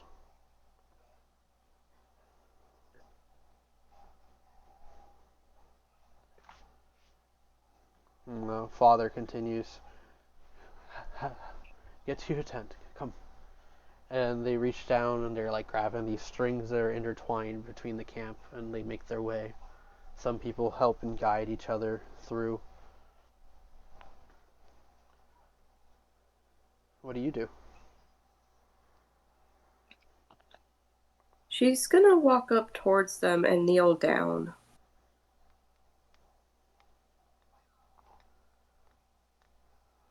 So, sitting amongst them, these people, you notice that they're dirty, exhausted looking. There's a couple of them that are standing guard, seemingly around the perimeter, but they're all just kind of staring off into the darkness. And the boy says, I thought I could hear the voices again. And the mother says, what voices? It's foolish. I thought maybe the light was calling to me again. And the father like puts his hand on his son's shoulder, looks at his wife, and seems like he wants to say something, but he bites his tongue.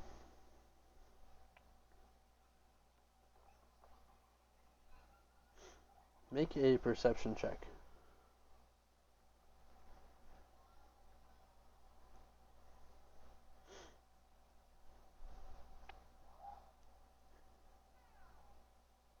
$13. So the father, again, he's about to say something, but he stops himself, stands up, fumbles around. The wife is kind of like hearing him stumble, and she says, you don't need it right now. He needs you more. And he finds what he's looking for, and it looks like it's a bottle of something, and he just starts to drink it. It's the only thing that calms me down nowadays. I have my sight, but I can't see. The lords have forsaken us. Turned their back on the people, the land.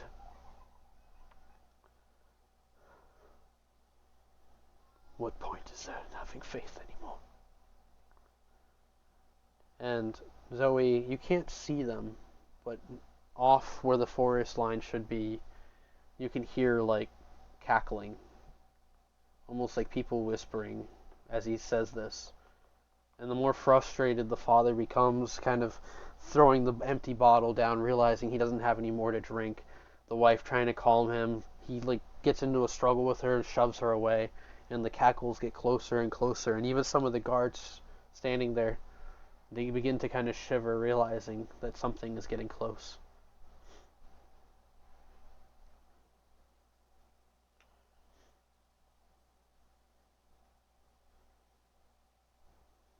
What do you do?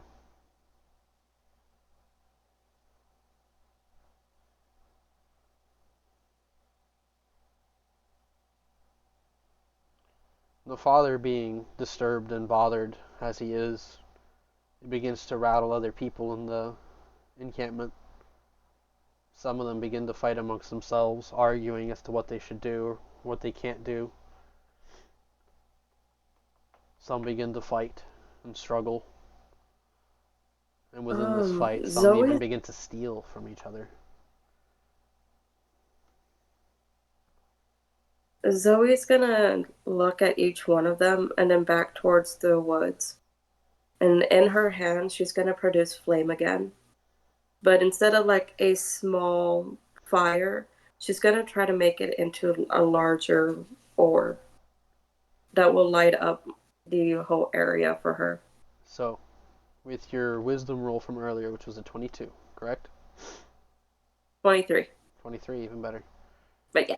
You ignite this, and you notice the young boy, like, covering his head, the parents fighting, the town of people, this small group of people beginning to fight amongst themselves. He's, like, frustrated and angry, and all of a sudden, he sees this flame floating in front of him. And he looks up to it with hope, and it begins to grow and expand, and suddenly revealing the color and life surrounding him. The people stop arguing for a moment, noticing this light. And as it expands further, you realize that the demonic creatures that were approaching, nearly about to kill the encamping people, the soldiers protecting them, suddenly begin to fear the brightness that overcomes them, and they recede back into the darkness. And as the flame ignites and illuminates their territory, so does the flames on their torches return. The baffled people looking to each other, just looking around. The young boy. They heard me. They heard my voice. They helped me. And the dad's like, who, son? Who? The gods. Anyone. They were listening. I know they were. And your flame, even though like you had ignited it from your hand, it now just kind of floats, almost protecting and barricading this group of people. And as they rejoice and celebrate having some sort of warmth and light return to them, you see that there's an archway not too far off to your right. And it seems to glow in that orange light and form a new doorway passing through. Eris at your side again. You okay? Yeah. It's just, it reminded me of a few memories. How did you know to do that? My mother. I used to be afraid of the dark when I was little. And she just formed this fire, beautiful fire, and it lit up and helped me out of that own darkness that I was afraid of. It's like you shared her love with these people. Because we all shouldn't be afraid. We all should stand together. Let's go, Eris. We got more to learn, don't we? We do. And she's going to go ahead and start walking towards the next archway. But before she gets closer, she stops and looks at the boy and just smiled. Really did remind me of. Go ahead and roll, or make a. Let's do this. Just make a religion check for me. Lovely. That was a nat 20. Oh, Chubber Dog! So, looking at the boy, right? He is kind of like searching beyond this light that you've left for them. And then he looks right at you. And he smiles and he begins to cry.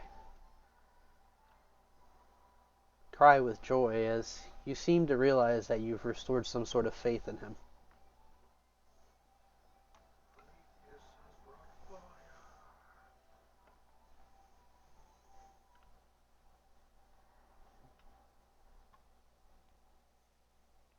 Safe. And as you step through the archway, the boy's still looking at you with a big smile on his face. The seal closes.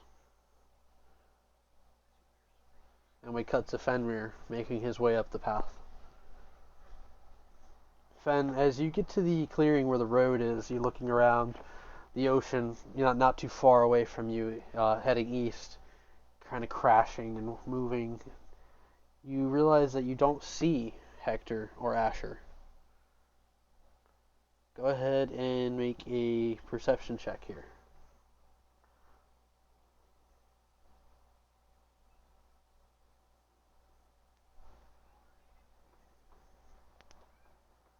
$11. So yeah, you're looking around for them. You don't seem to spot them up the road. You're looking behind, looking to like the northbound area. Um, you kind of do you pick a left or right direction to move in? So north or south? Do I see Yeah. prints on the ground? You do see them, but it seems like regular travel. You're having trouble picking out like the specific foot tracks that just came from that direction and just got mixed or blended in with the many things that have happened on this road. Sweetwater was that port town, right? Sweetwater is just south of where you're standing right now. This road leading down to them. Uh, so I'd be going to a right, Yes. staying towards the. Yeah. So if you take the right and you're walking towards Sweetwater, you make it about 20 feet, kind of like scanning the ground, and you notice that there is a pipe on the ground along with a shoe. You recognize the pipe to be Asher's. You can make an investigation check here if you'd like. So roll.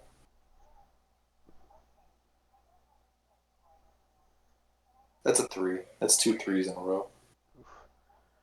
Oof, oof. Um,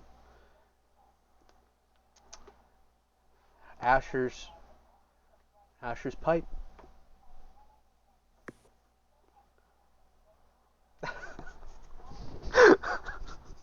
That's all you get from that. This pipe is made of wood. This pipe is made of wood. Fenrir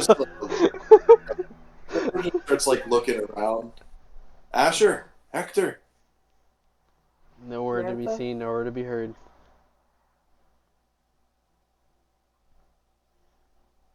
Samantha. Samantha! Carl. Frozen 2 reference. Carl. Yeah, with none of them in sight, and your senses apparently failing you right now. Make you know what? Do your investigation with advantage, since you're still in your beast form, right? Yeah.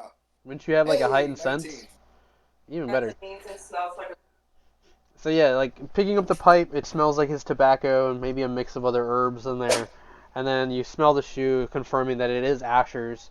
But then you start to sniff the ground and realize that there's a bunch of other scents, and it almost like kind of like it just you have this overwhelming feeling like I don't know how to describe it.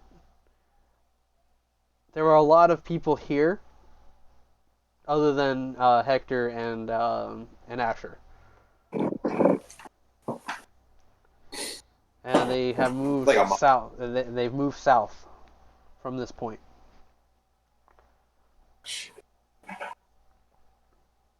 Gonna start heading down towards that direction. You're gonna keep going towards Sweetwater. Yeah. How fast are you gonna move? Well, my normal speed's about 50 feet, so I can move about 100 feet per 6 seconds. So I let's guess I'm gonna be say going that really if fast. you're chasing in that direction, or is that what you're doing essentially? Yeah. So let's say that you like run for about a minute, and eventually you are picking up enough distance. You start to kind of make out like the beginning outer walls of Sweetwater, and getting up close to it, you can just see the group of soldiers riding off in that direction. So they should be arriving at the town wall before you do.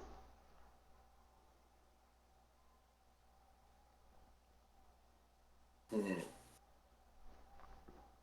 Normally, this from the Zulu farm to the town is like 20 to 25 minutes.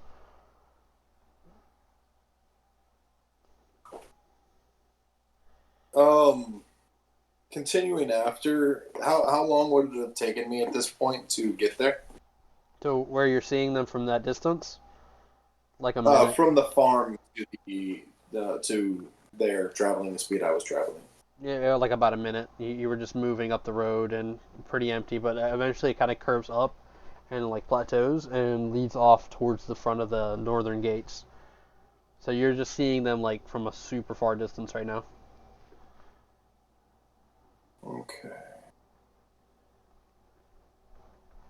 I'm gonna continue towards them, but I think by the time I get there,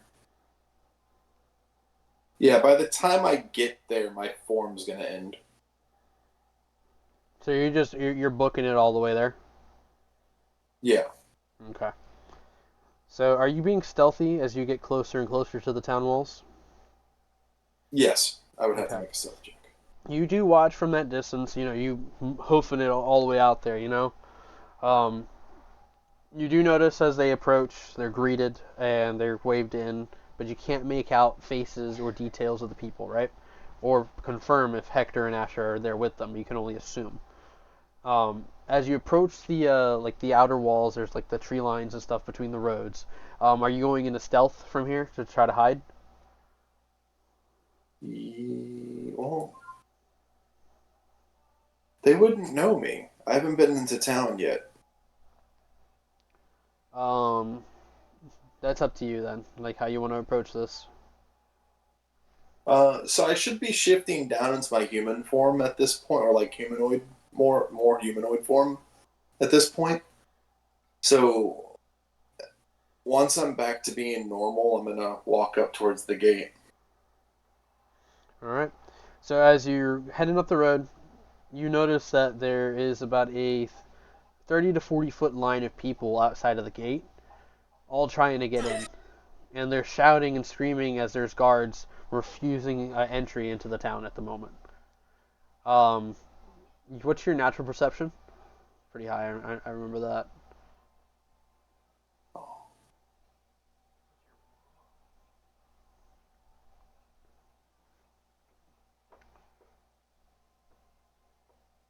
There's a, there's a line of people outside the gate currently. Hello? Yeah. So there's a group of people amassed outside of the gate in a 30 to 40 foot line, and they're protesting. They're angry. Some of them are shouting, saying, "There's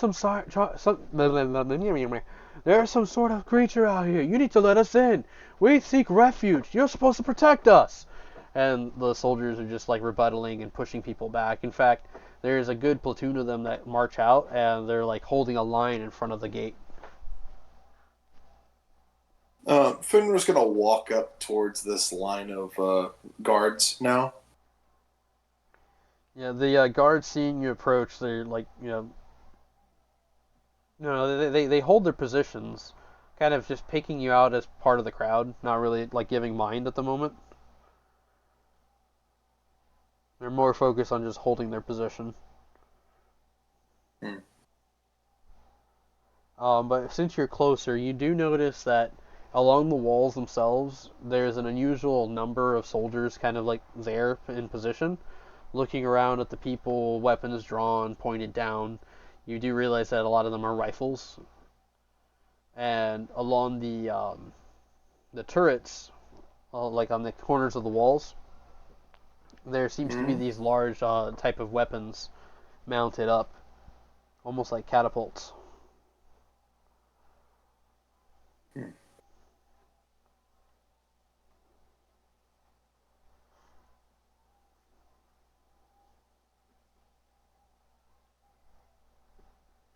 So as you're looking through, one of the guys up front seems like one of the farmers gets tough with one of the guards and shoves him, and then the guard like reaches out, grabs him, and slams him face first into the ground, which causes the front line of people to outrage and suddenly attack the front line of guards.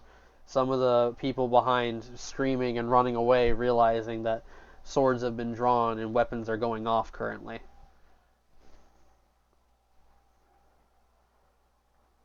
You can also hear Okay. that beyond the wall, you also hear beyond the wall that there seems to be shouting from within as well. Can I make that out at all, or is it shouting? If you're trying to listen in, go ahead and make a perception.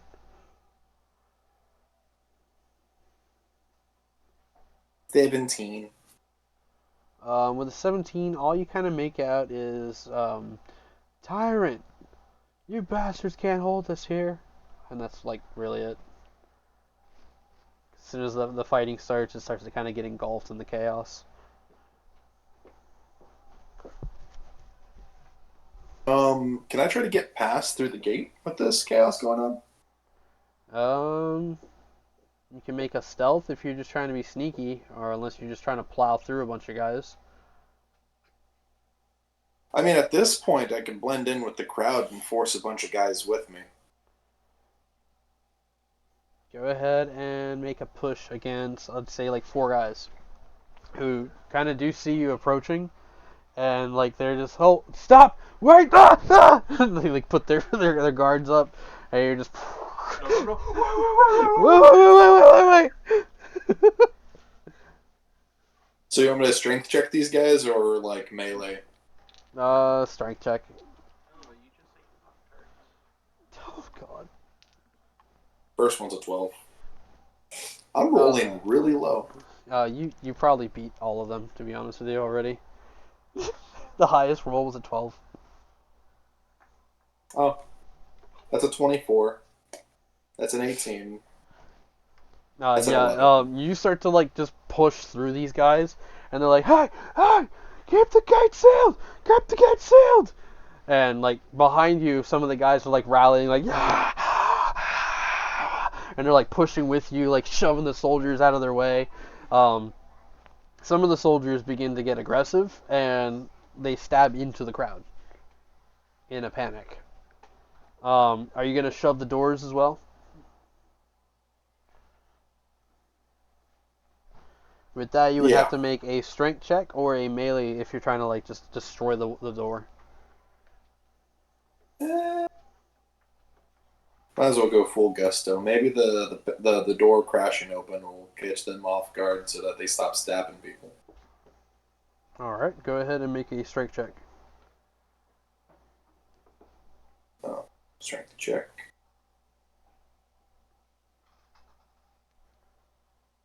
$22. Alright, so you go to give this thing a shove, pushing past these guards, and as you do, it nudges a little bit, but it does not push open. You realize these are some very sturdy doors. That does get the attention of some of the guys up top. They're looking down at you and they're just shouting, "Hey, citizen, stay away from the gates before we fire on you! Don't make us do it!" Okay. I'm gonna punch the gate. Alright, make an attack. Literally the fish from Finding Nemo. I'm gonna touch the butt. 21. You smash into the door, but it does not budge.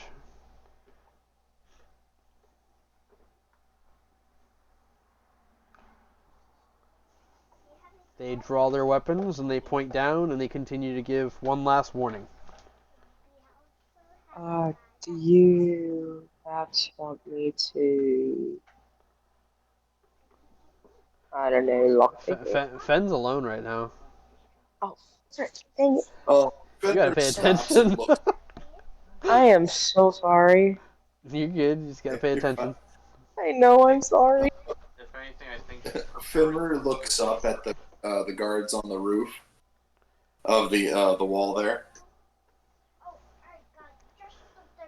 He's gonna yell at them. Is this supposed to do Lord- something that like they might like cower a little bit, but I'm not gonna make them like pansies. Like, I look at them like no. look at them. No.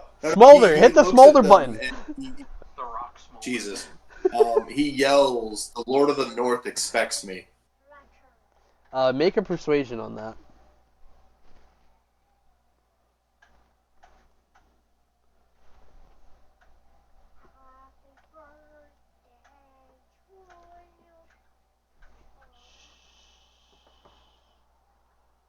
Natural 20! Yeah, like a couple of the guys look unsure, like they look like just peons, and then eventually you do hear like this heavily armored knight like peers over, lifts the cowl off his face. "State your name." What? He's gonna yell up at them, Fenrir. And you're saying my lord expects you.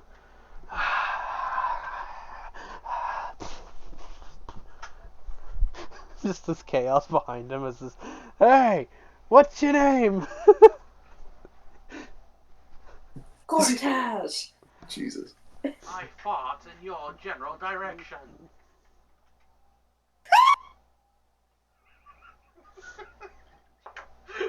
Hold on a I second. love it Then anytime you I hear must smell something I say over eyes. here because I was like, what? Yeah, like, yeah.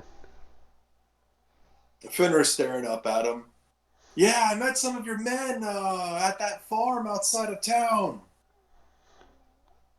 He like backs away and is replaced by that captain that you met.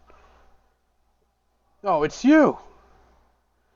The hell are you doing Fenrir over kind here? of. Why aren't you letting these people inside? The lords have commanded it. No people are to come in or out. Someone's been murdering our soldiers. You said you would keep people safe. I said that I would deliver your message. I don't give orders here.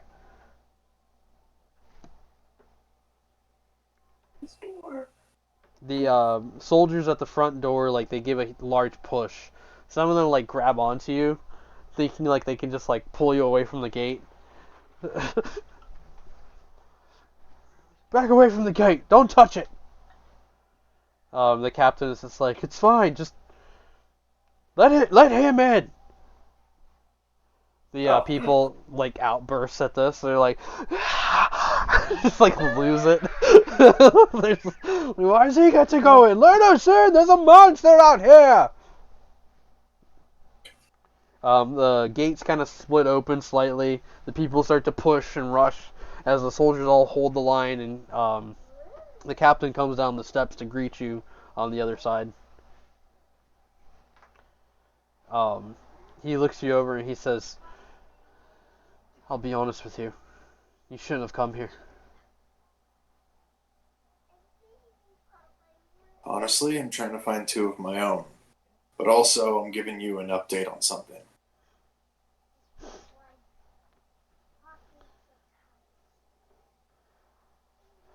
Do you have a binocular or a telescope or something?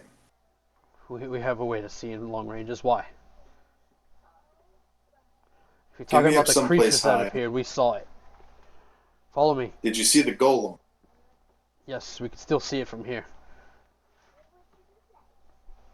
That thing's out there under the ground next to that golem somewhere. Listen. He like pulls you aside and like kind of takes cover somewhere, and he's like looking around quite a bit. And soldiers kind of march around and take positions, and like they seem to be ordering people, to get inside their homes. Some of them are being harassed on the very streets, and he's just shaking his head. He says, "Listen, whoever you're involved with, whatever is happening, this Lord of the North has already commanded this lockdown, but he seems to be under the impression, or at least leading on, that someone he's worked with recently is an initiative member. Tell me that that's not who you are."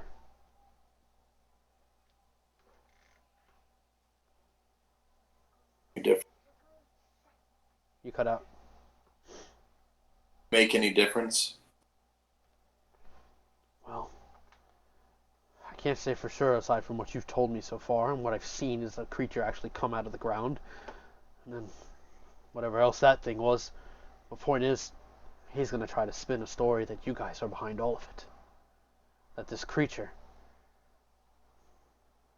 it's been living in the earth. Only a rumor, but now that it's come out, he's going to make sure the capital knows that it was you guys.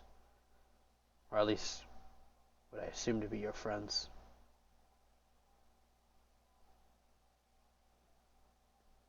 You wouldn't testify against it.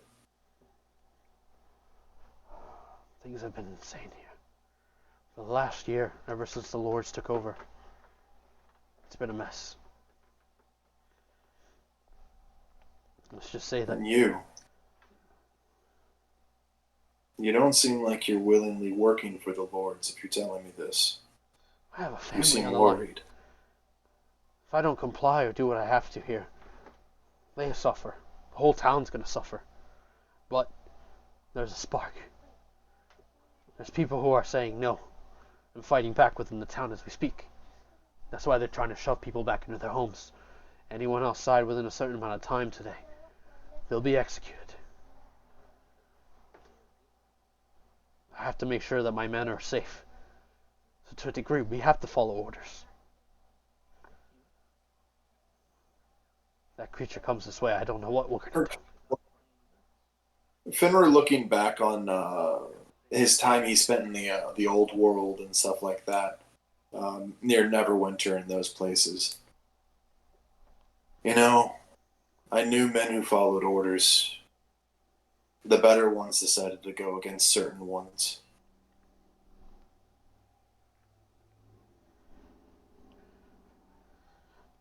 People's lives.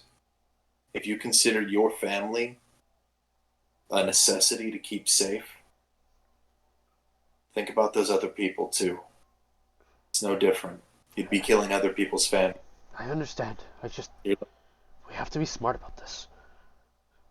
I don't know everything, but I know that the lords, they have power, and they have a massive wealth, unlike any that we've seen. The only one as rich as this is the lords of the old world and the Stormbane family in the capital. These people are powerful. You said a lord world? Yes, it's people, the ones who control governing body and all that stuff. It's like these lords somehow came from them, or at least may have some sort of conjoined deal with them. Everything they've done in this town for the last year is only to serve them and their purpose, almost like they're the kings. It wasn't until the southern lords passed away one day that the Lord of the North became even more tyrannical. It's like that was the only thing keeping him from being more of a monster.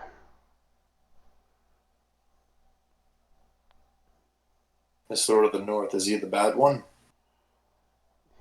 Him and Lord of the East. Lord West is said to be heading off into a ship to the old world. No one knows why.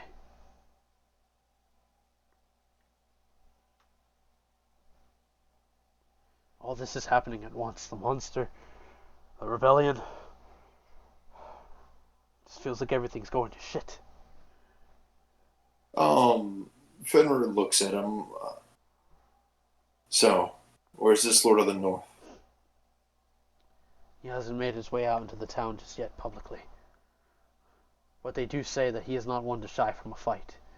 So if the rebels are any smart, they'll wait for the right time rather than just guerrilla tactics on the streets. They'll get picked off and killed by the mages. And worse, and as he says this, there's like a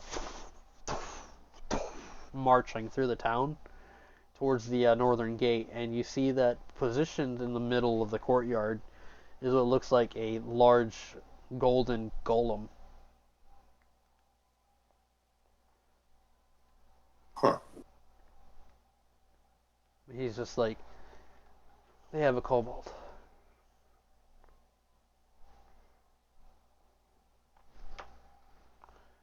And this thing is like kind of like surveying the crowd. If you ever seen like RoboCop, Yeah.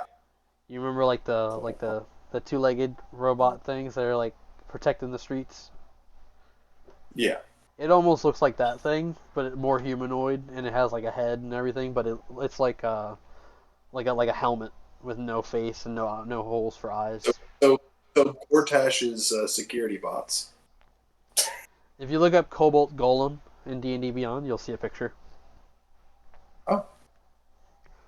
But as this thing takes its position in the middle of the street, some of the people who are resisting within the town like dip into their houses. Some of the soldiers like stand at attention near it, looking a little nervous. And you do notice that there is a set of what looks like mages on horseback, and their horses are a pure white color, and the riders atop of it are dressed in red with these crowning headpieces, and they're kind of like surveying the crowd and looking around. Yeah. There's different designs of that, but if you look up the one from the book, basically. I'm going off that design a little more. Okay. But yeah, it seems like things are getting pretty tense around here. And with that, we're going to go ahead and take a short break here. 15, 20 minutes sound good for everybody? Yep. Yep. All right. Any Yeah. questions or anything so far? Are we all like here? We're good? Here. All right, guys. That was the shortest kaiju fight in kaiju fight history. It's not over. It's not over. Trust I me. know, it was just kind of funny. Like, it's just like, build up, punch.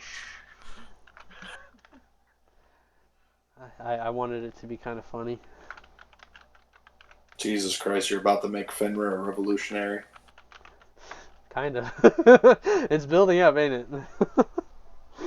All right. 15, 20-minute break, guys. Use the bathroom, get your snacks, hug each other, love each other. I love you guys.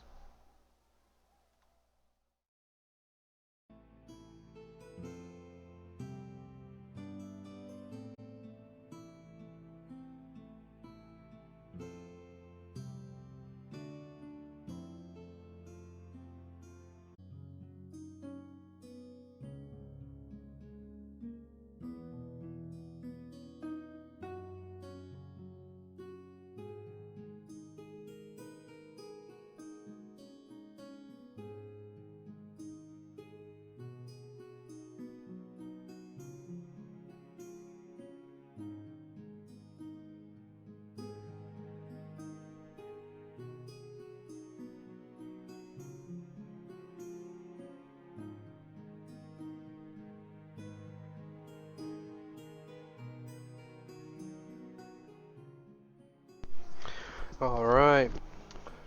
Sound check. Everybody sound off. 1, 2, 3. Empanadas. B. The Fae.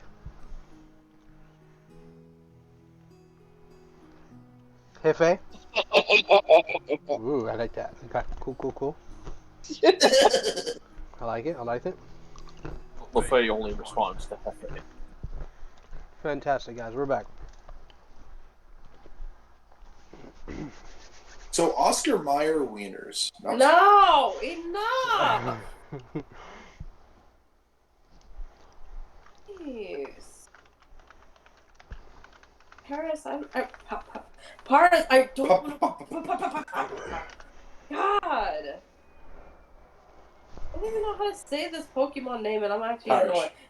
Go away. No!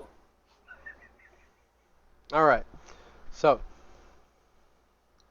back at the Zulu farm, Riza, sitting next to LaFay, digs into some of the food that Eddard brought home.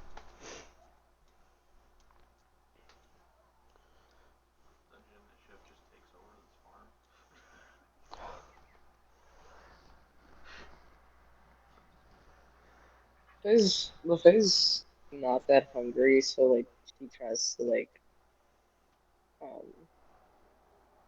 she turns down on like the food.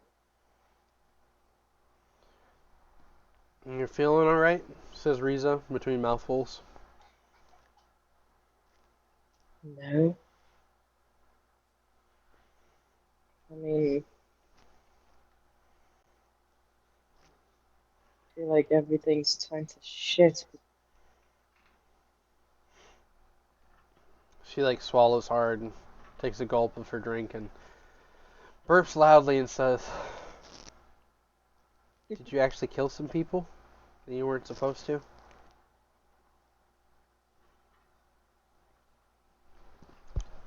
She's gonna look away and like defeat and like she's like shake her head slowly. Not shake her head, like she's gonna nod her head slowly without making contact, like eye contact. She like reaches down, like takes your hand. We'll try to figure it out together, okay? I'm so sorry.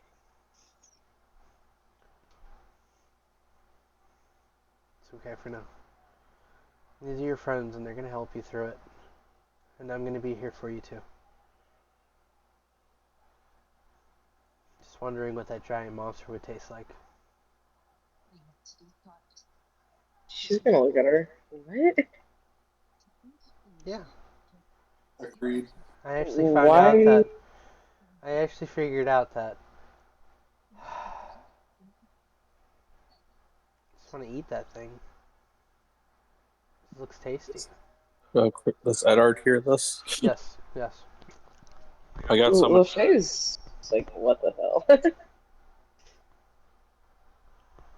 I got some in my bag.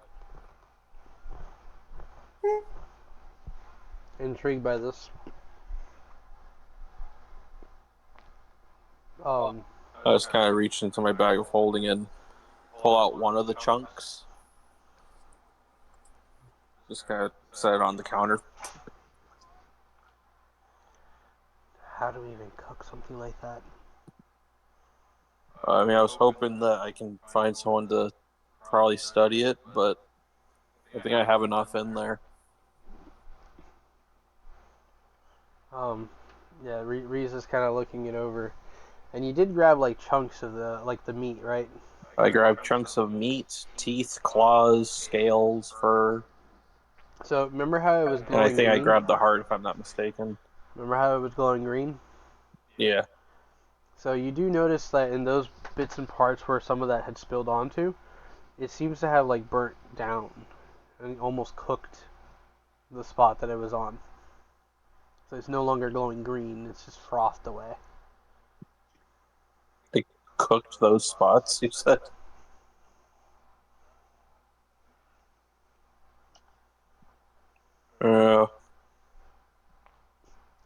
Riza grabs it, sliding it across the table. Mm. Okay. Can I just kind of smell it, see if it's anything that smells edible in any He way? grabs it and starts to like walk out of the house. Riza? I'm just gonna try to spit roast it. And behind her are a couple of the Night Knockers who take interest in this. They take interest and they're just like, "We'll help out. We'll help out. Grab the seasoning. Grab that stuff. Come on, let's go." And they like just head out with Riza to go cook the meat. And this is how we lose all of our NPCs. Maybe. Yeah, outside they get to work. Oh, who knows? It might be good. This is how we lose all of our NPCs in editing. Edard's eating worse and stuff like that, so. Edard physically sees his life bar appear from, what's that? Why is it going down so fast? Oh well. Oh well. LaFay for 13. I love it. You said LaFay what again, son? LaFay framed for 13 more murders. Jeez. I like the sound of that. Wait, no. No. Send the doors. There's a group of elite mercenaries that call themselves the Doors. No. Hey, there could be a joke when you kill 3 of them. Just say 3 doors down. I can say this for sure. There is a multiverse out there where doors are constantly attacking LaFay. Like, for real. Bruh.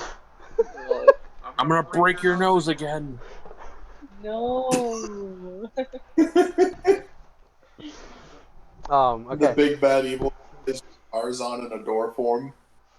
I feel like LaFay won't even be able to sleep in that world for fear of getting hit by a door. She wouldn't. She would not. Pretty sure she's already like that. She's just traumatized. We're about to be grounded. LaFay, is there Yeah, anything BA that was comes to getting mind? No, I'm okay. LaFay, is there anything that's coming to mind? Anything you're thinking about, concentrating on? Like, what's What's bugging LaFay the most right now? Force here. Mostly just like her being wanted is affecting like the dungeon initiative, like how people now see the dungeon initiative because of her, and that they don't. You know what I mean? Mm-hmm. It bothers her, and she's like rethinking of all like the choices that she did that led up to her wanted. If that makes sense. Okay. Yeah.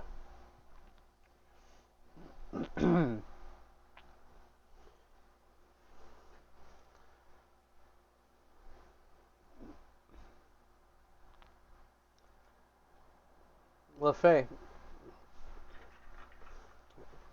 mulling Yeah. this over in your mind, you do know that you did this, right? Like, your character Yes. remembers this happening, right? I assume yes. I want to say yes. But what was the reason that it started?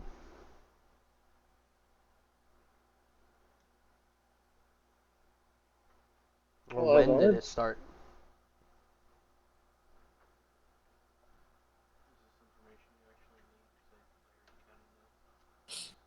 Oh, gee, that's a very good question. It was with Dorian, right?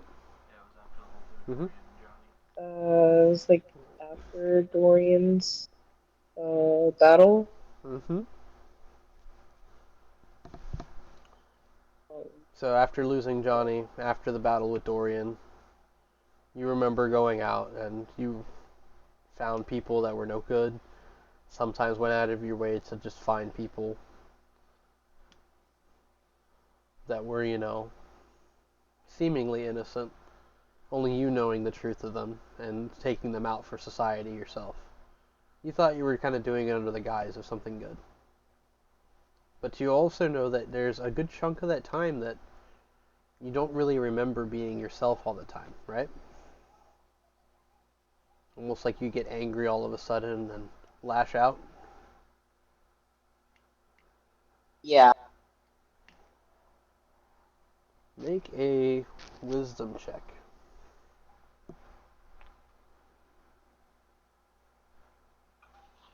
1 second. The numbers, LaFay. What do they mean?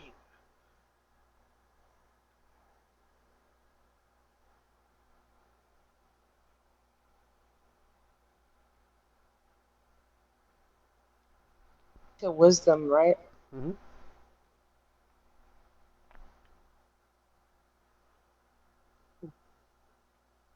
Oh, and I just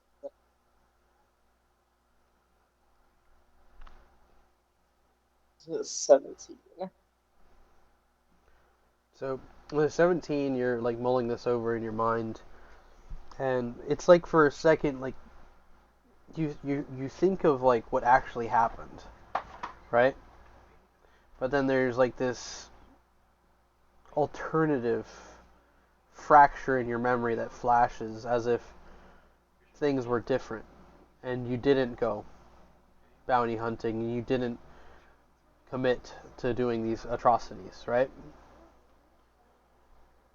Yeah. And it's almost like your memory is being split between two different versions of your life. One where Dorian lived and you went on to kind of be closer with your sister and the other initiative members, and the other timeline being the one where you were about a ruthless bounty hunter with a vigilante type of mindset. Anti-hero, I would say. But the thing that haunts you is the things that you might have done and can't remember.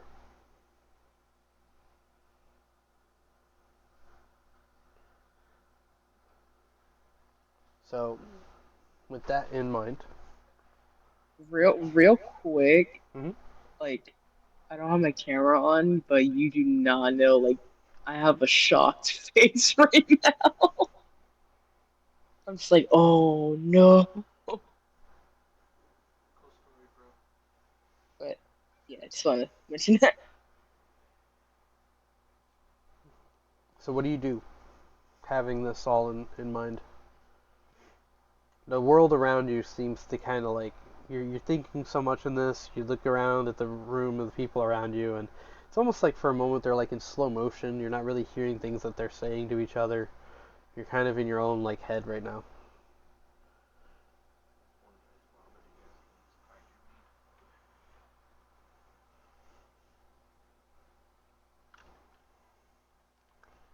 Uh,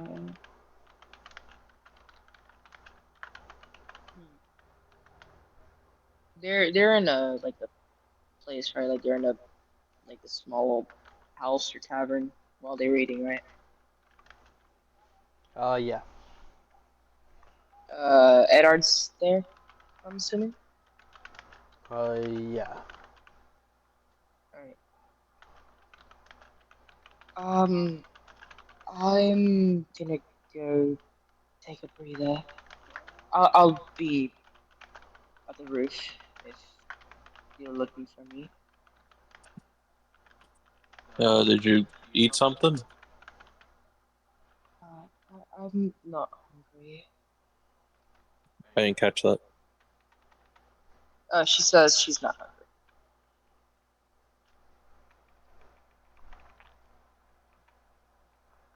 All right.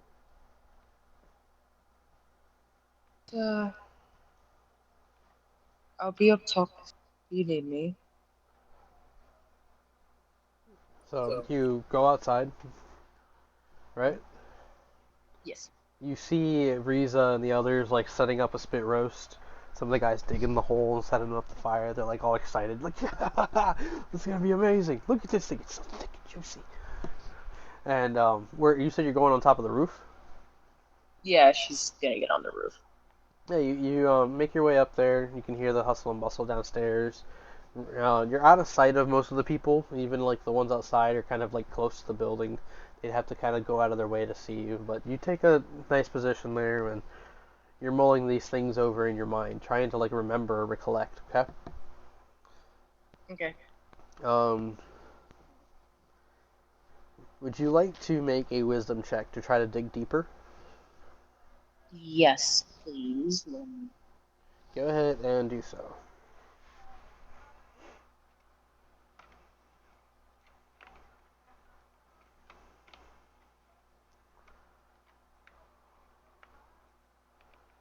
Ten. I almost had a natural 20, but I got 10 instead. Since your mindset is kind of focused and you have some sort of like recollection so far, do it with advantage. So roll again. 10 again.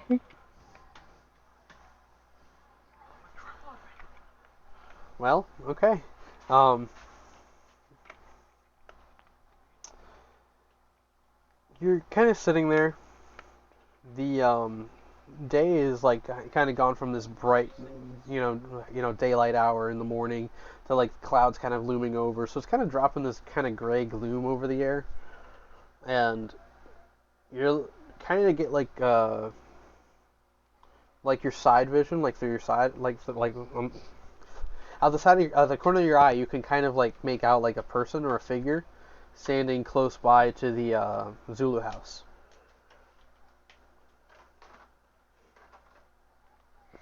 Can you turn your attention to that? Yeah, she's gonna turn her attention over.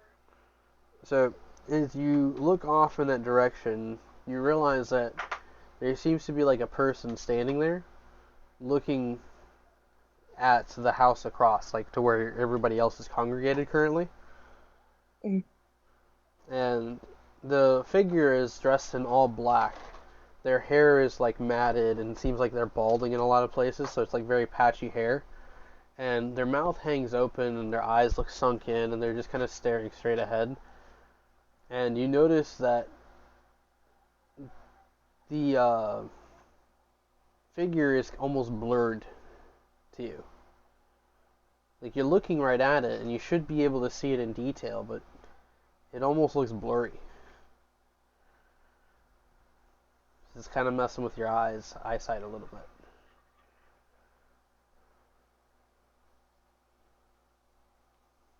She's gonna look down back at like Riza and everybody else, and then she's gonna look back up and she's like, So you look down at Riza and the others, who at this point are like rotating the spit and just like cheering and singing. It kind of echoes, and when you look back in the direction of the figure, you see that it's been joined by what looks like a woman. Also looking with these like sunken features kind of blurred out with what you can see. Are you trying to like focus in on them?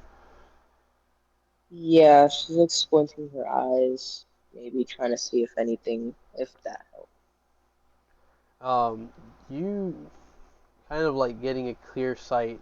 They start to kind of like solidify, and you realize that it's two corpses standing in front of the Zulu house. And Corpses. to your shock, they look like they've had their necks slit open. Oh, I know exactly what this is.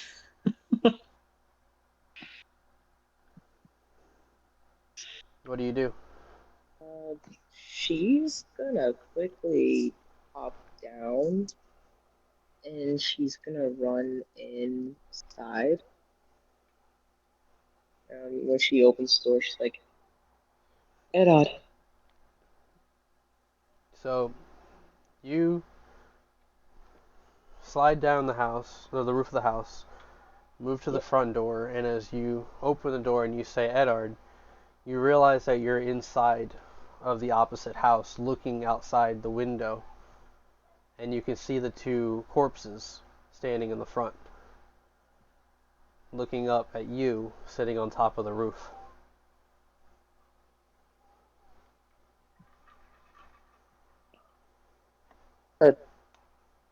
Take out her sword and she's gonna point.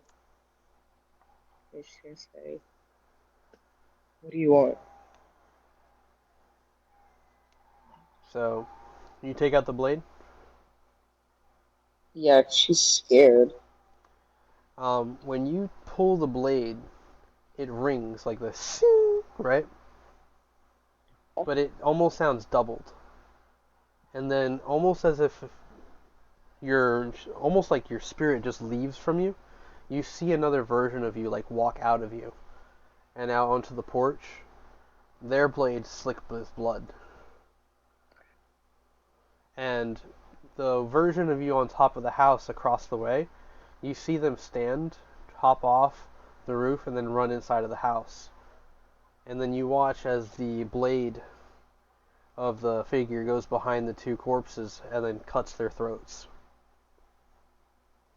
What do you do? She's gonna swing at whoever's holding the blade and So, like cutting their throats. remember your perspective, you're inside of the house. Then you can see yourself off in the distance on top of the house across the way. Then someone steps forward from you and heads out the front of the house that you're inside of, slits the throat of the two people, and then you decide to go forward as well, to go flash at them, right? Yeah. As you move your way out of the house, you realize that you're moving towards the corpses themselves, and you slit their throats. And when they fall, you realize that it's the two Zulu kids. No. And then a hand lays on your shoulder and says, "The day to collect is coming." And you start to hear a clock ticking behind you. And you're back on the rooftop. And you see the Zulu kids leaving their house, heading on over.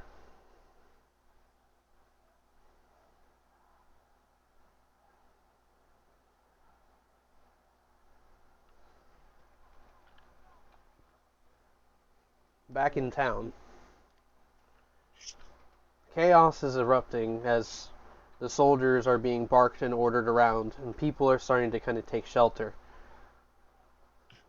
A large portion of the soldiers break off and head south into the town, shouting and saying that the rebellion has breaking out, and there's gunfire and explosions going off within the town itself.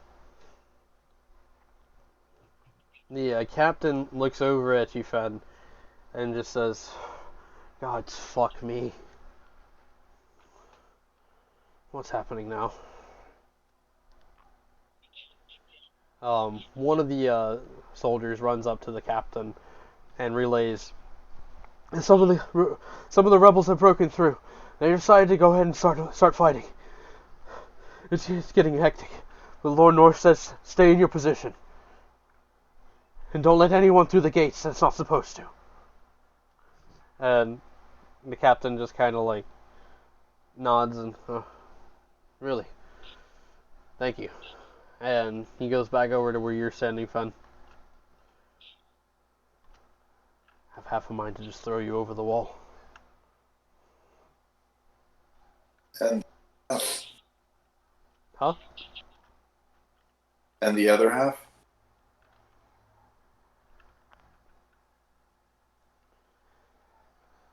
Well, I could show you where he is.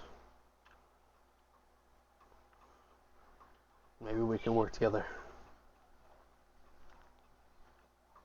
Awesome.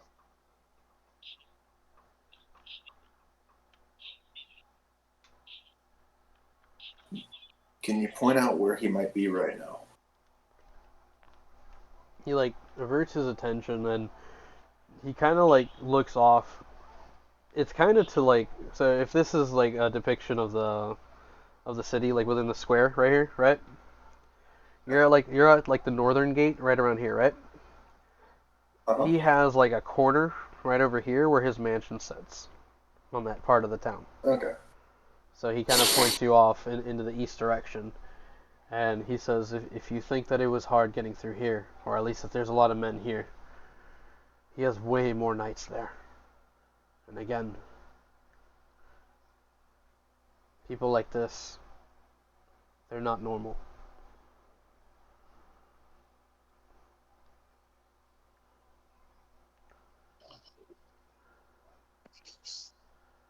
Me directly to him then. I might be able to sneak off. But that one there, he's assigned to be my squire. Follows me around everywhere, like a puppy. Do you trust him?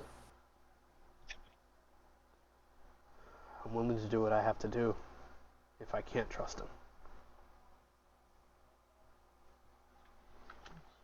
He kind of turns like to head in that direction, stops, and he holds out his hand. And I don't think we established his name last time. I just didn't have anything No, written we didn't. down. He was no, I don't. But he does hold out a hand, and he says, "Adams, Leroy Adams." Huh. You don't have to call me captain or anything. You don't have to be so formal.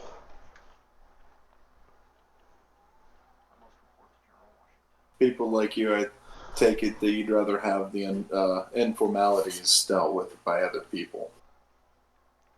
You don't have very many friends, do you?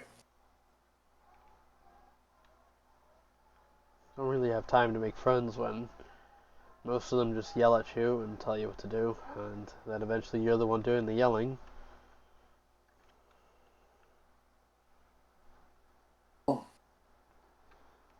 I thought I was making soldiers that would be worth a damn for my people. If we survive this and both of us are on a both of us are on a better side of whatever situation this is right now, consider me a friend. Wouldn't mind having drinks with you. You seem pretty strong. Help us put an end to that son of a bitch. I'll buy you all the drinks you want. Oh, some small advice.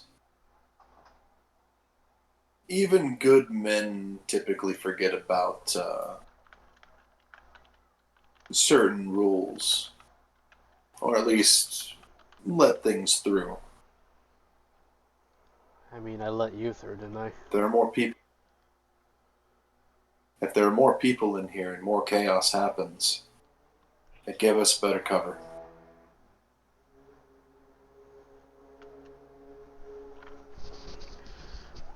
Are you suggesting anything about the soldiers themselves? Well, opening the gates and letting those people on the outside, whether for better or worse, honestly, might help us out. It's not me that's gonna be against it. The golem will kill me for giving that order. And the knights? There's theory that amongst the men that they're blood sworn to the lords. No matter what, they won't break their oath. And what about you? I have not been sworn into such a thing, and I'm not a knight yet.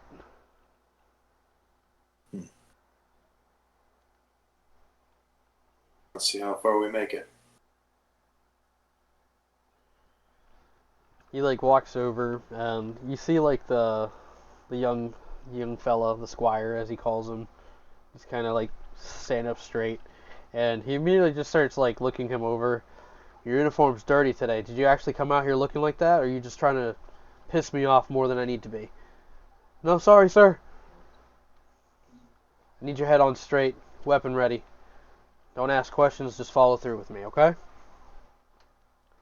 And he just kind of, sir, yes, sir. And he looks over at you for a second, and he says, let's go. And you guys head off into that direction.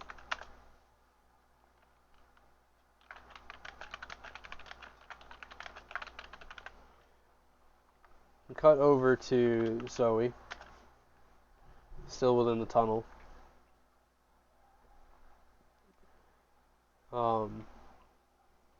Eris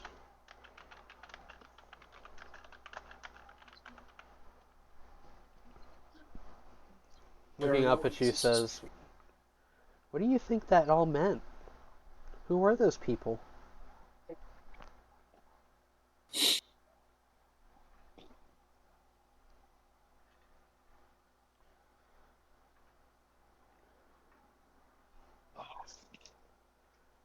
Do you think we helped them? She's gonna smile. I'm pretty sure we did help them, and whoever they are, they have hope now. But the fact that they're in the home that I know of really makes me wonder.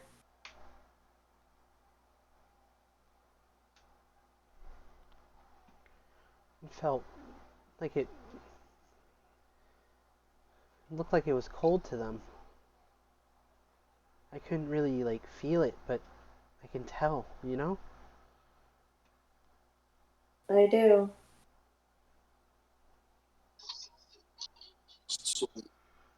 What do you think it all means?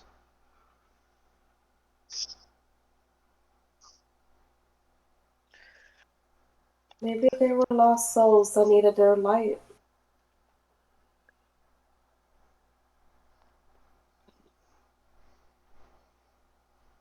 Maybe. As you guys kind of continue forward, you see that the walls kind of begin to recede down around you guys. And what you would expect to be you had a feeling like it might be like that place again that you saw before. Instead, there is a warm glow about this place.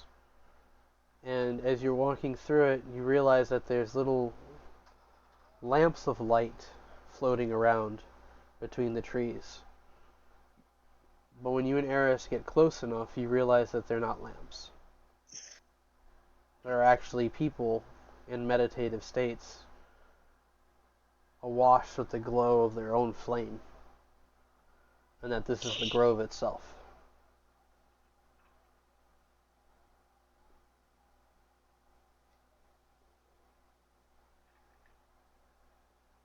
There's more like us, look. And Eris starts to hop around, looking up at the flames. What are they doing? How are the flames to her? What was that? How close are the flames to her? I'd say like every 30 feet you'll see like one of these people.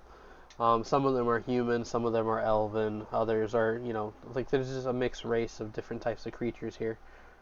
Surrounding them, that flame that bounces around is either appearing as just like a ball of flame, but you do kind of like recognize it akin to Eris whenever Eris is kind of like just in his flame form.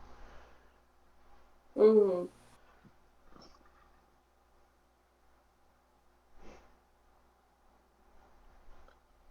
She's gonna smile a bit. It reminds me of when you were like that.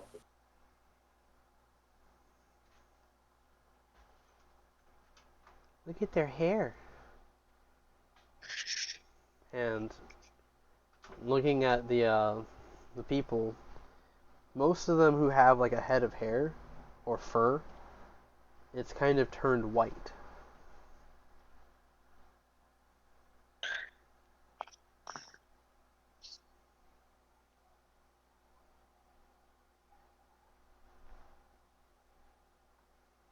So pretty. She's gonna look around as she continues to walk.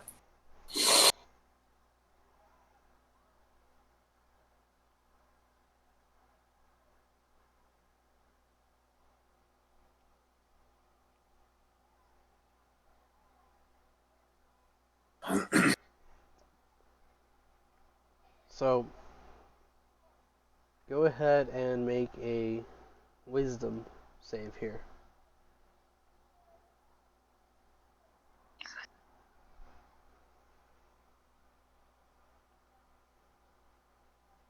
Four. So you continue to walk through the grove, right? Yeah. Eris kind of goes up by the water, where there's a couple of like these guys like floating above the lake itself. The lake water begins to kind of bubble and boil, and as it begins to boil and get hotter, you see that some of the people floating above it like fall out of their stasis.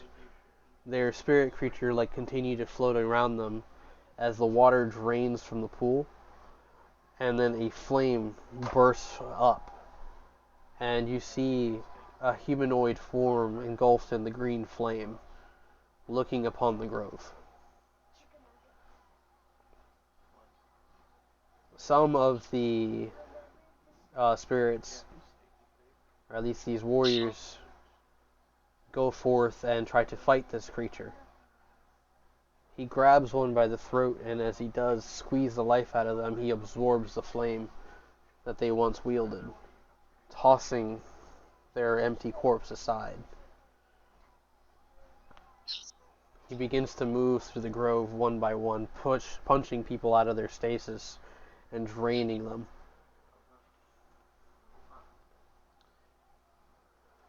You also start to hear what sounds like shouts and screams, not just from like within the grove, but it starts to kind of come from outside of the grove. Almost like the entire world was just above you guys, screaming and shouting and calling for help. It turns into this hellish trick in your mind as you kind of feel your sanity slipping and you feel the suffering that's happening around you. And with every light that gets extinguished, you feel it get darker and darker and darker in the grove. and then there's a split of light, and then you kind of wake up in the stasis of floating within space.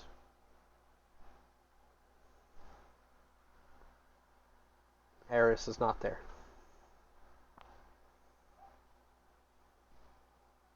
What do you do?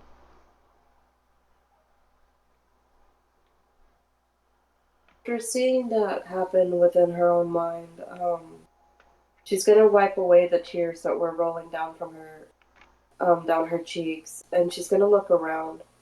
Eris? No response.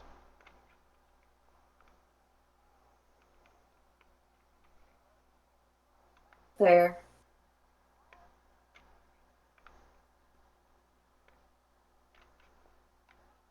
What was that?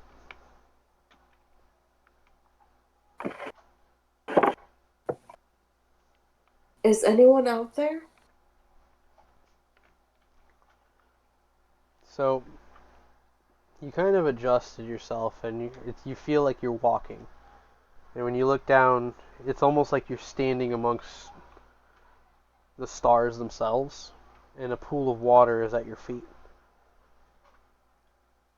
When you look up... My peeps. Huh? My peeps. My paws. Oh, I guess, yeah, your little paws. Your peeps. Your peeps. That's what I'm calling them. But you notice that, like, as you look up, the water line kind of goes out, reflecting the stars in the heavens above it. But then you notice that a shift in the stars kind of formulates this large human-like person, kind of walking across the water towards you.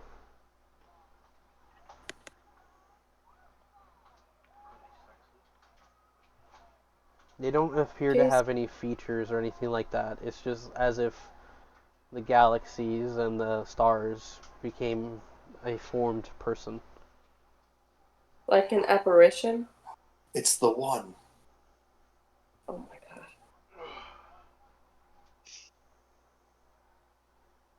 She's gonna look at the figure.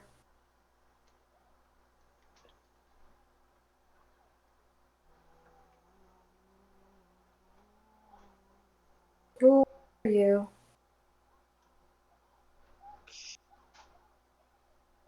Finding your place in the universe can be quite the adventure, can't it, Zoe? I really can. Why did you go through the archway?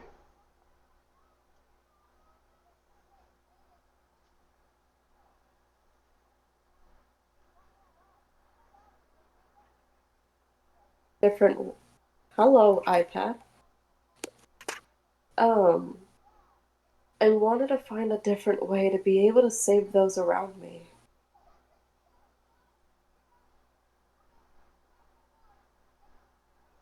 Are you prepared to have foresight, knowledge of things to come? The very sight of the grove and its burning, did it disturb you? It did. And if you were to fail, and this comes to be, what then will you do? If not ready now, what would make you ready then?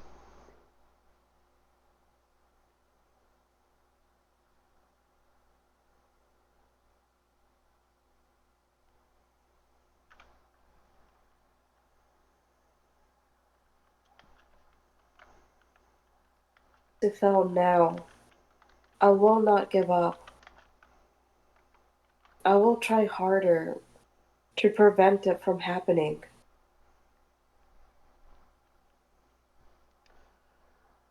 I have shared my knowledge with many of your kind. The ones who seeked it went mad with the knowledge. Some, as we speak, your friend included, once appeared to me, and despite showing them the future, still have not changed a single thing. Can you give heart in the face of devastation? Can you ensure your light burns for all those who seek it? When you are faithless, and they have all the faith in the world that they will be saved, can you look past your own pain, sorrow, and defeat, and find strength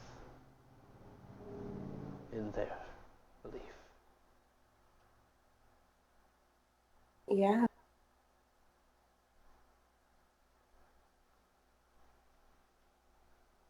To enter this stage of your life is to take you away from your friends for some time, Zoe. You will be burdened with a knowledge no mortal is meant to carry. But the flame calls to you, and now that it stands in the hands of one so lost, unable to wield it, not having a spirit to connect them to it. Are you ready to assume the role? A goddess of the flame.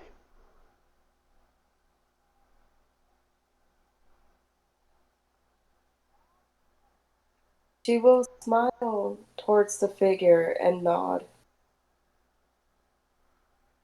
The pursuit I is am endless. ready. The pursuit is endless.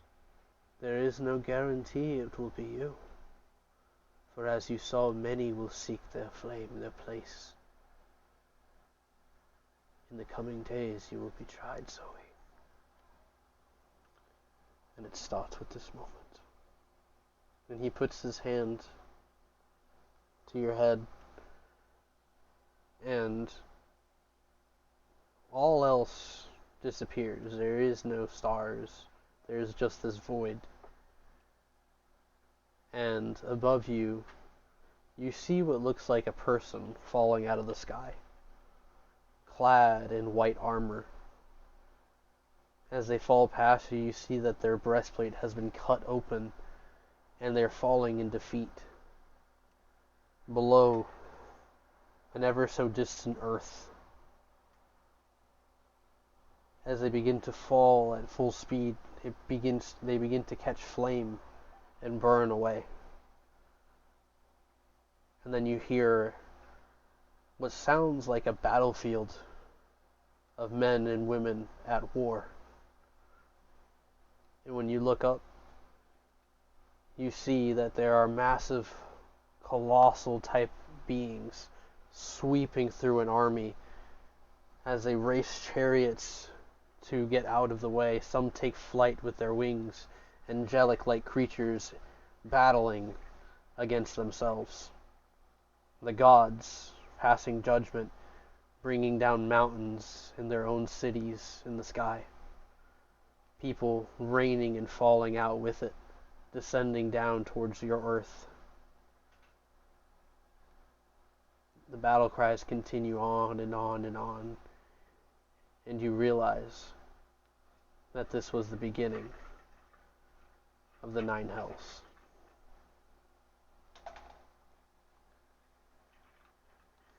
We cut back to the group inside of the Zulu homes.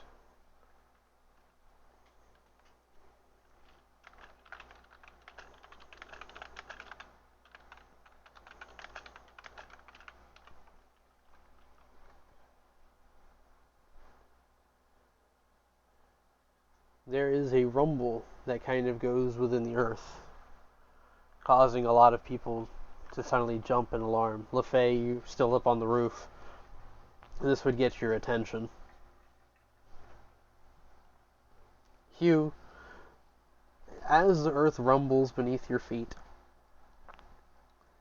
you look upon your completed weapon. Oh, So an earthquake is going on, and you pull your weapon up, and you've done the best you can. It's very crude work. It looks like something that like someone in a high school mechanic class would do,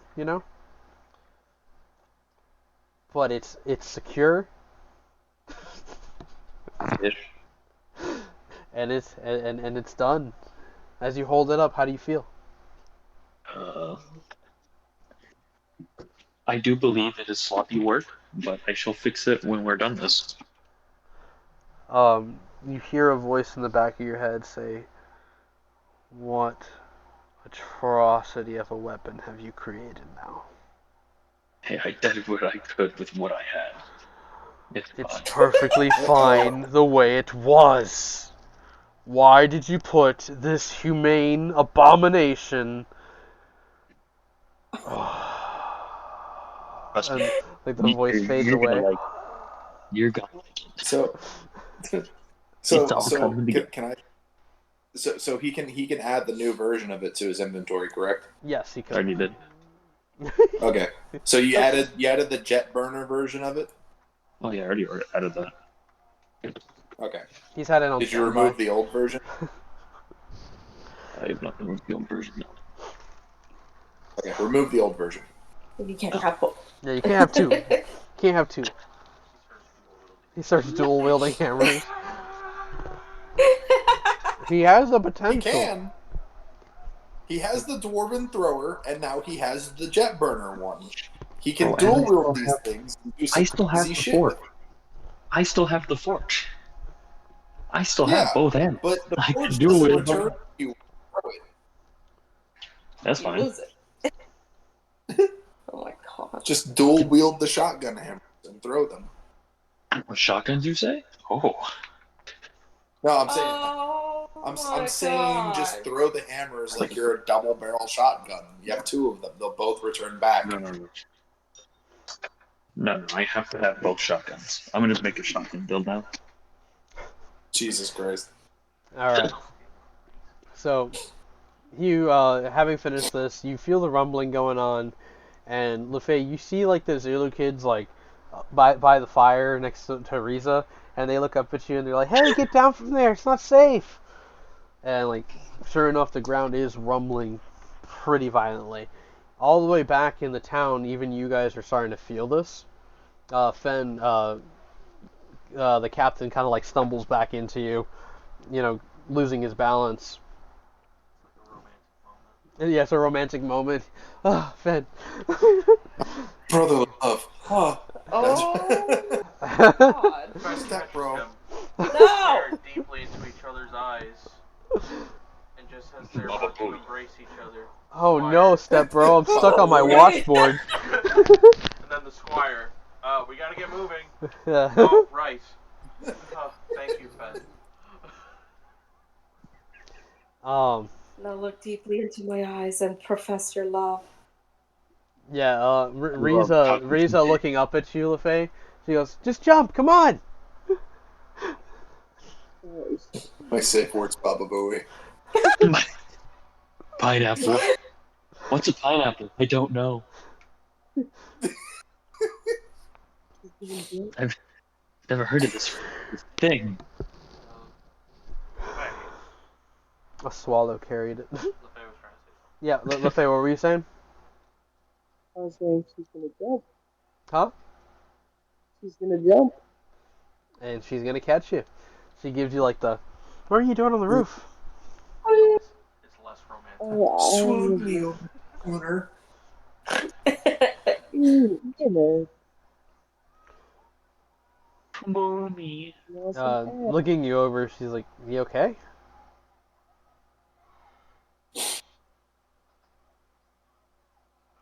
It's fine. You sound Very like you're muffled. underwater. You okay? Huh? You sound far away. You said muffled. Can you hear me? Can you hear me now? You still sound muffled for some reason. One sec. Are you using like a Bluetooth headset or something? Yeah, it's a Bluetooth headset. Yeah, that's probably what it Oh, was. there you Yeah. Can you hear me? Can you hear me good? Yes. Yeah. Right. She was saying like, oh, like to catch some air, and then when she's asked if she was okay, she goes, yeah, I'm okay. But that's like the biggest lie ever. And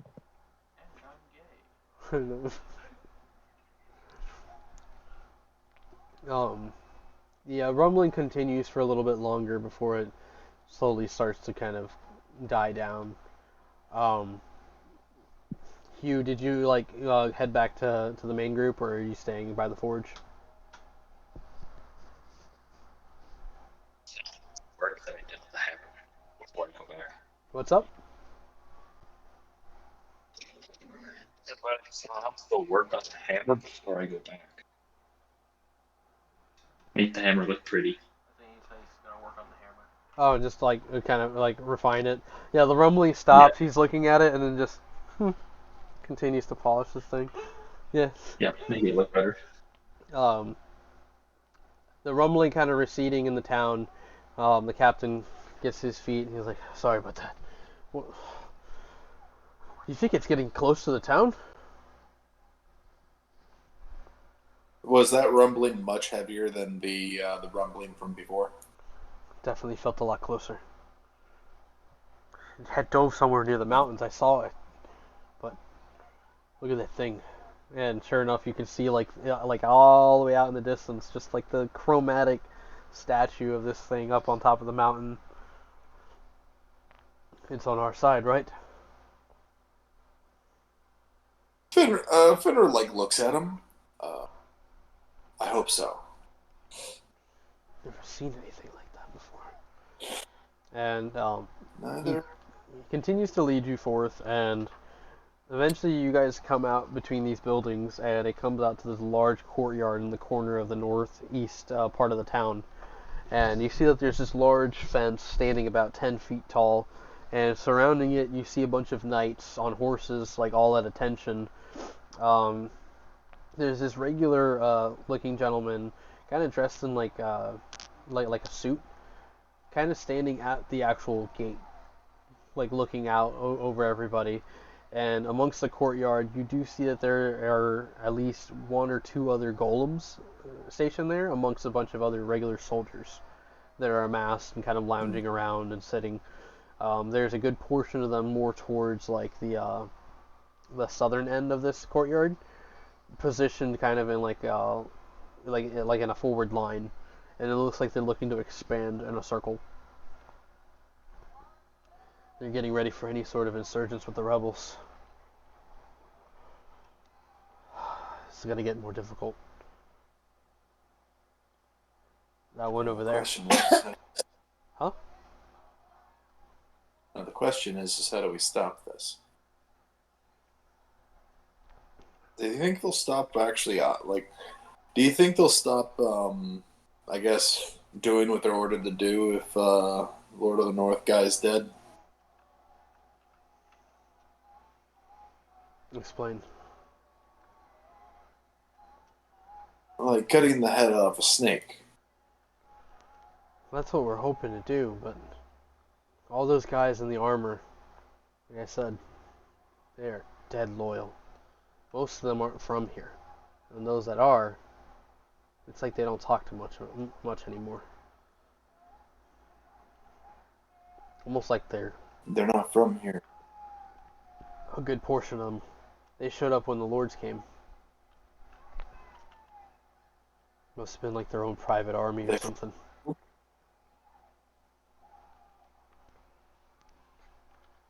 You cut out again, I'm sorry. They from the old world? It's assumed that a lot of them are from the old world. But then there's some that look, I don't know, like they're not from anywhere I've seen. Not It's hard to describe. mortal. Maybe. Just not sure. You know, you guys kind of gave me the creeps and all. And the squire kind of like leans in, trying to look around, and everybody looks at you guys. The captain, Leroy, just kind of looks at him. Mind your own. I just fail to understand what's going on, sir. Aren't we supposed to be at the front line?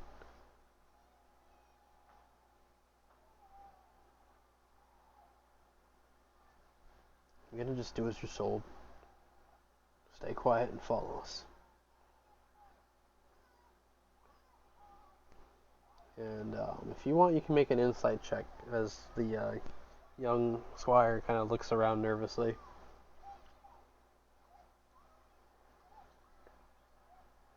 Alright, so how do we approach this, Fen?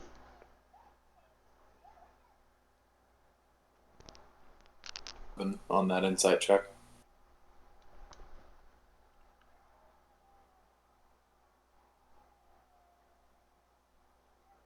Yeah, man.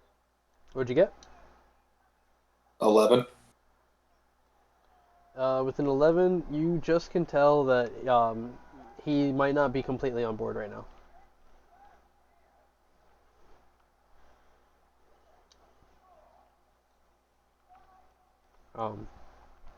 But Leroy, after telling him to, calm down, just follow through, he's like kind of looking over at the Lord's mansion now, just kind of like counting the heads, and he points at the guy at the gate in the suit, and he says that's one of his mages. It can be very formidable if we're not careful. We can just walk in, try to be diplomatic about things.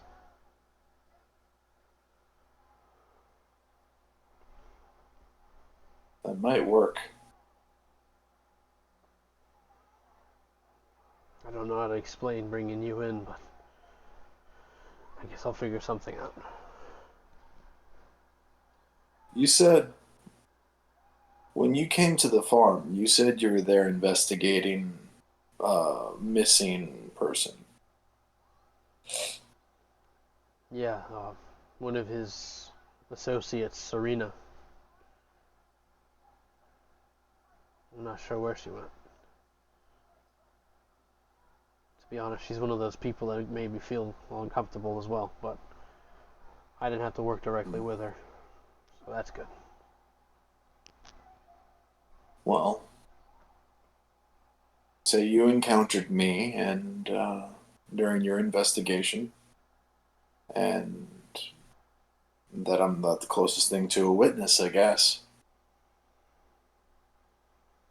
That might work. Good. What are you gonna say, though? I saw a strange-looking woman out by the farm, but nothing more than that.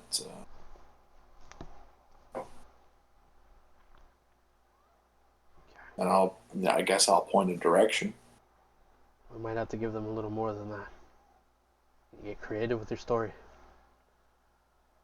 You still got that chitin and claw I handed you? No. They took it once I made my report.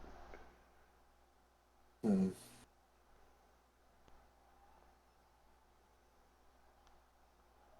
That was my story originally. I might as well stick with it. Let's give it a try then. Just let me do the talking, okay? Fenders gives him a thumb. He kind of straightens himself out, starts to walk forward. With your natural perception, you notice that the squire is slipping away. Fenrir looks at the squire. What are you doing? I figured I'd go take care of the front lines.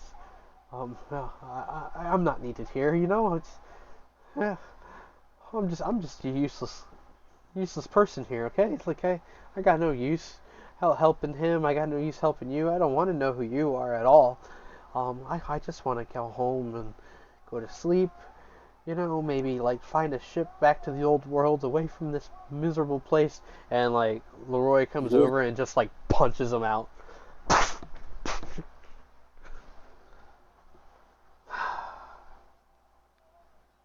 Poor guy.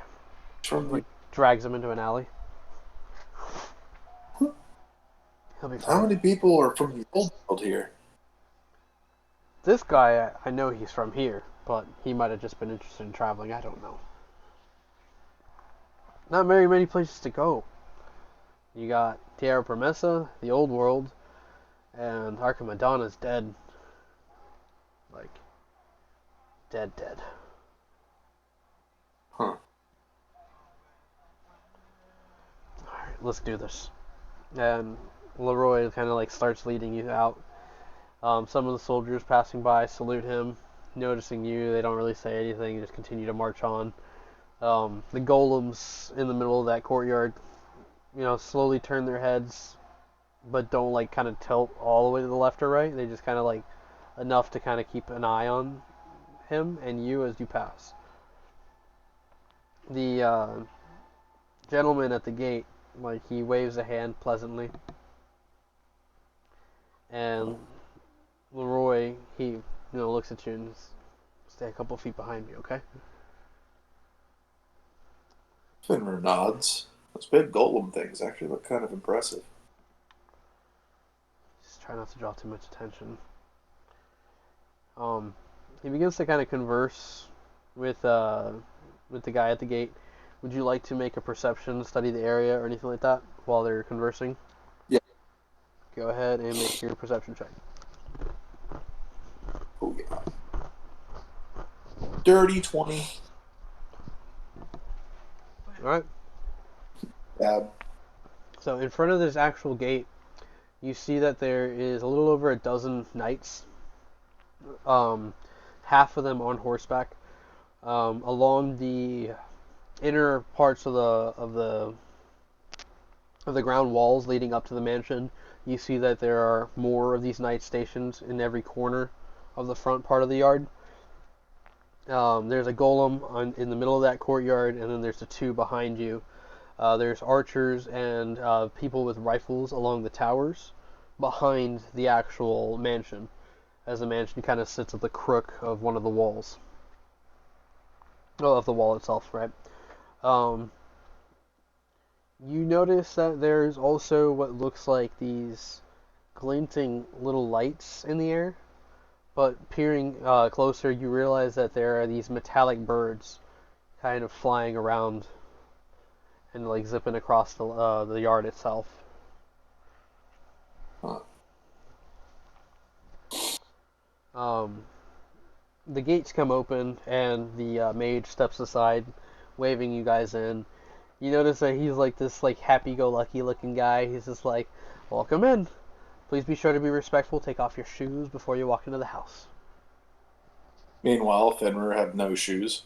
Oh, I suppose that will do as well. Yeah, like he has that like disgusting look on his face. As you guys trek across, you notice that some of these birds like stop and hover over the ground to like stare at you guys, and then zip off towards the mansion. And as you guys are making your way across the courtyard, Leroy, like, over his shoulder to you, says, "Those little curious things showed up out of nowhere, halfway in the air. Sometimes they'll go out into the town, and people swear they see them by their windows, mistaking them for birds just sitting there until they realize that there's a little glint." Huh. So like spies. Just like spies. Birds aren't real. Birds aren't real. The birds aren't. You don't hear him? He's over there in the corner of the room. Just, "The birds are real." They're fabricated by the government.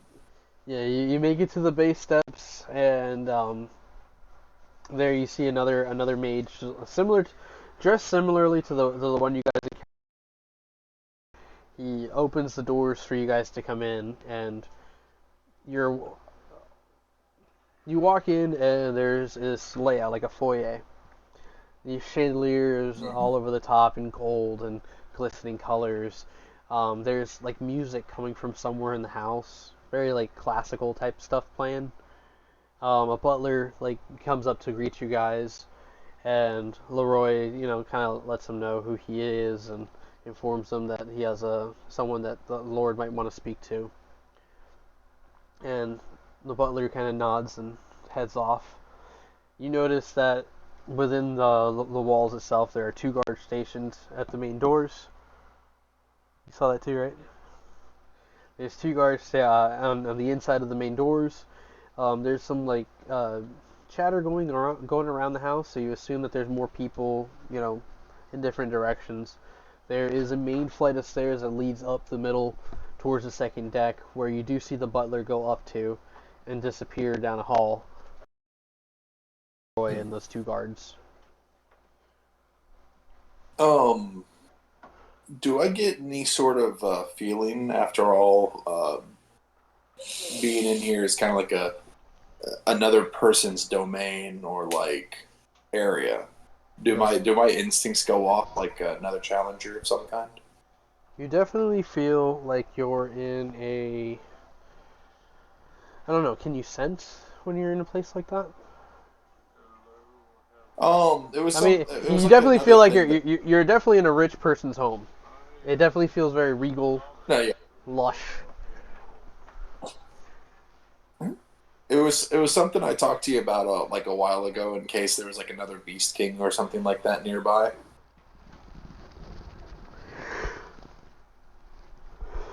Not necessarily that there's a Beast King, but you definitely feel a very powerful presence within this home. Okay. In fact, I would say that there seems to be 2 of them. Okay.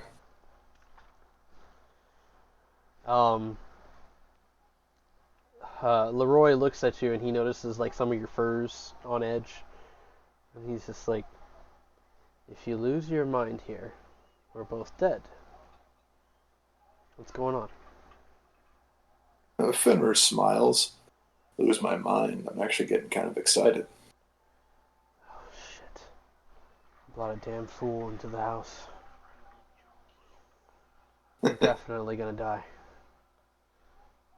Eventually, but I don't plan on it today.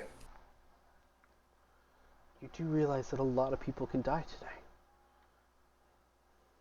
Yes. Yes, I do. And I want to prevent as many as I can. I really hope that this is the way. If not, the capital isn't going to be too happy about what happens in this day. We have to find a very good reason to do what we're doing.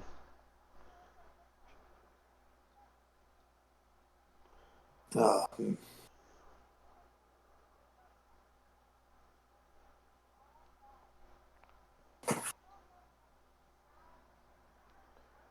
A little more of this awkwardness passes this time. From a room off to the right, which you assume to be like a dining hall. yeah. You see a pair of ladies kind of like run out laughing, and they're kind of like giggling amongst themselves as they get led as they lead off to another room, and soon enough the double doors of the hallway on the second floor open, and the butler comes back and he says, "My lords will see you now." Huh. I guess he was having some fun.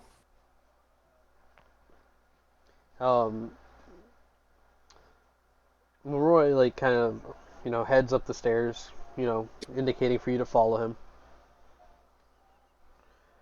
And as you're led down this hallway, you can hear like there's definitely people in different rooms that you guys are passing by.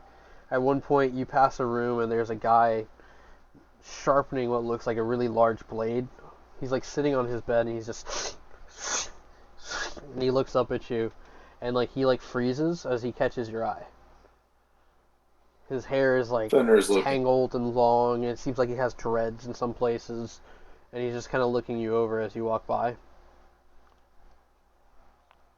In turn, Fenrir's looking at him. You notice that he seems to have some sort of tribalistic inscriptions on him, almost pattern-like and akin to what you have as the Beast King. I guess at that point, he'd probably see at least Fenrir's arms and similar markings. He just kind of like is like staring at you, and I like picture like a Tarzan, but like huge, like ripped. Yeah. And he's just kind of like staring at you as you walk by, And then you hear like him continue to sharpen the blade. The butler goes to the end of the hall and he points to the door to his left. And you see that like when you go in that there's this long table going through the room. There's some paintings along the side. And then to the opposite end, you see that there's a large king-size bed with a bunch of decorations going around it. There's these glass-stained windows, or paint-stained windows along the wall with different depictions of what looks like, um, lords of Sweetwater depicted upon them. If you want, you can kind of like peer at them a little bit better if you'd like. Kind of, sometimes these stained glass windows, they don't appear as they seem. And your eye kind of keeps looking at them and you kind of notice some things about them. But besides that, along the table, you see that there's a bunch of food set up about halfway down, leading over to the end where you see this man with black hair tied back, and he seems to be kind of be laughing and spending some time with this other gentleman whose back is turned to you guys, but you can see that his head is bald, and he seems to be wearing like these ceremonial robes that jut out on either side, almost like he's wearing like these. You ever seen Power Rangers? The Spalders. Yeah, like Rita, how she has those absolutely ridiculous spalders. Yeah. It looks like that. Yeah. Jesus. And the guy like reaches over with his left hand and he grabs a glass, and you see his nails are about like 6 inches long, and he's just like sipping. And he reaches over and you hear him like he grabs a turkey leg and he begins to eat it, but you hear like he's slurping the meat off of the bone. And That's not weird. The guy that you can see begins to laugh. Do you have to be such a monster, a savage? What can I say? I enjoy my meats. What is that I smell? Musky. Presents I have not smelled in some time. Did you bring a dog into your house? Oh, don't talk about my guests like that. Don't be so rude. And he stands up, and you see that this man kind of stands about 6'4". He has long black hair that goes down to like the middle of his back. It's tied up into like a bun at the top, and he's just kind of wearing like robes, like his his morning robes. And he looks you guys over as you're led in. The butler kind of like directing you guys to have a seat, or to greet the Lord. And you do notice that Leroy stands at attention and gives like a half bow. And the Lord of the North kind of goes, yes, of course. What is it? Adams, Captain Adams, right? And Leroy is just like, yes, sir. This is the witness. I'm sure that they informed you already. Oh, yes, the witness. Supposedly had seen my good friend Serena. Is that correct?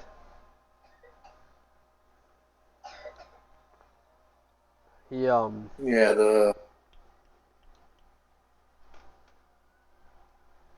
the strange witch-looking girl, correct?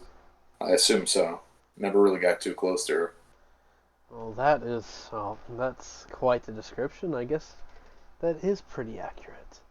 Please, what's your name again?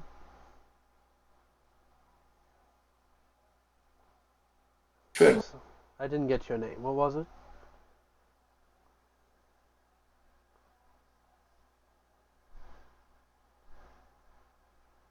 Shouldn't you introduce yourself first?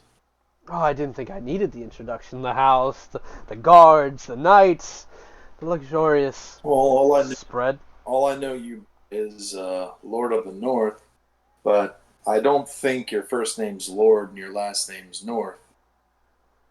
Oh, there's like a chuckle that comes from the guy who's seated with his back turned to you guys. Oh, says Lord North. What is my name? Please, enlighten me. What'd you say your name was again? Fenrir. You can just call me Finn. Fen. I like that. Simple.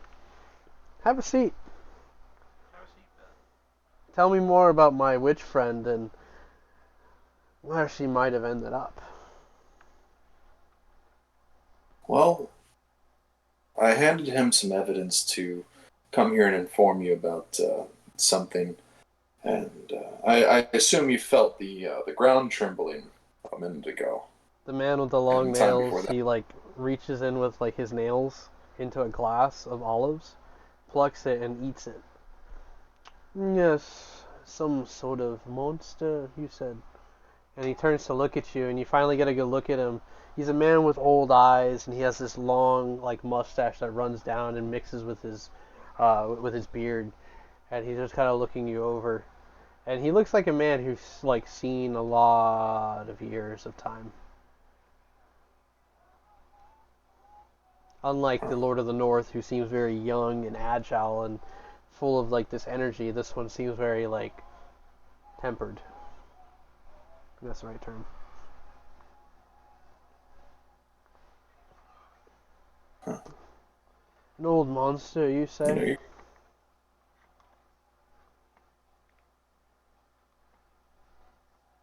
know, Fenrir is looking at the older man. You know, not to be disrespectful or anything, but you're kind of scary looking. By far the best compliment I've received. I guess compliment I've received in a long time. And I've lived for a long time. Continues to eat. The Lord of the North like sits back on his chair, throws a leg over the footrest or the armrest, and he's just like, "So, tell me the story again. What ill fate has befallen my friend Serena? Because I assume she's dead if she's not returned back or sent message that she's okay." I mean, it's safe to assume that coming in contact with one of those creatures, at least a smaller one than the one that we saw not too long ago. So you're saying Yeah, the those things are creature pretty. killed Serena? Yes, I'm safe to assume I didn't see her afterwards. You know, just a lot of blood on walls in a cave. Mm. And tell me, while you were in these caves, did you happen to see anything else of interest?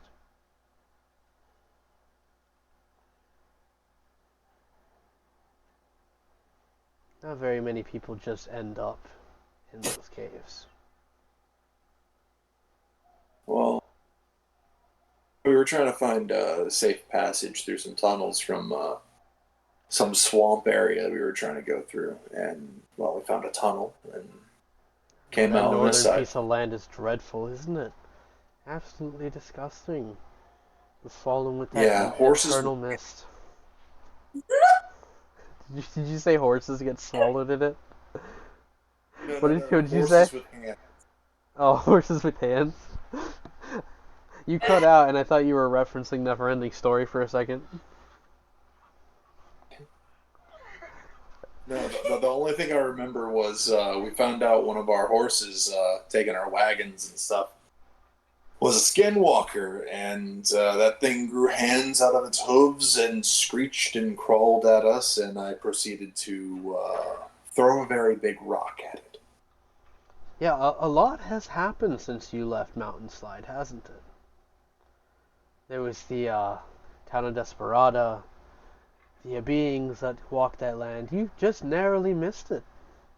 You and your other friend seemed to take a walk through that dark, mysterious forest.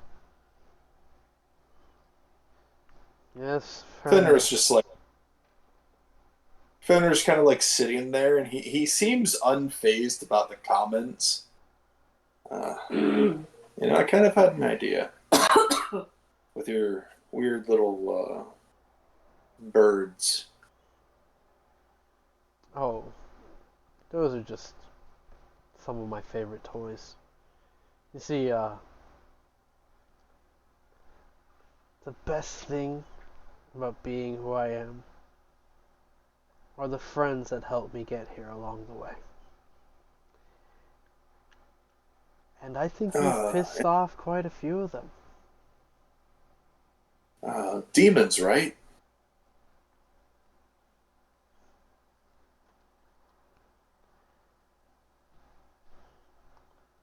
What did you expect to do here, then?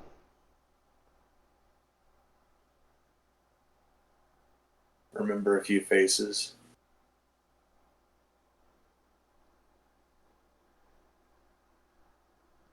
Not much use remembering anything if you're dead already.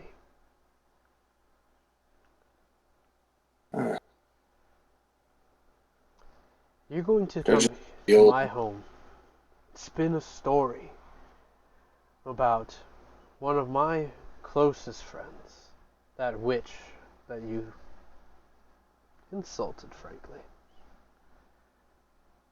I know how she died. Did I, though? I know how she died. It sickens me. But maybe it gives me proper reason to stop hiding. You see, you and your friends have made quite a terrible reputation for yourselves, clinging on to being these heroes, these saviors of the common folk.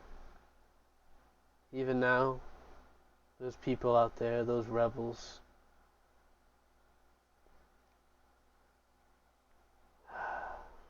think holding on to this belief, this faith, will change anything that's coming. And I'll make sure the world drowns you and your friends for everything that you've done. Like killing my friend Serena. If it's any consolation, I wasn't involved. Killing those people in Desperado. A whole town that's vanished. That wasn't us either. I'm the Lord of the North. I can make anything happen. I mean, I can take you out to Desperado and you can meet the horse with hands yourself.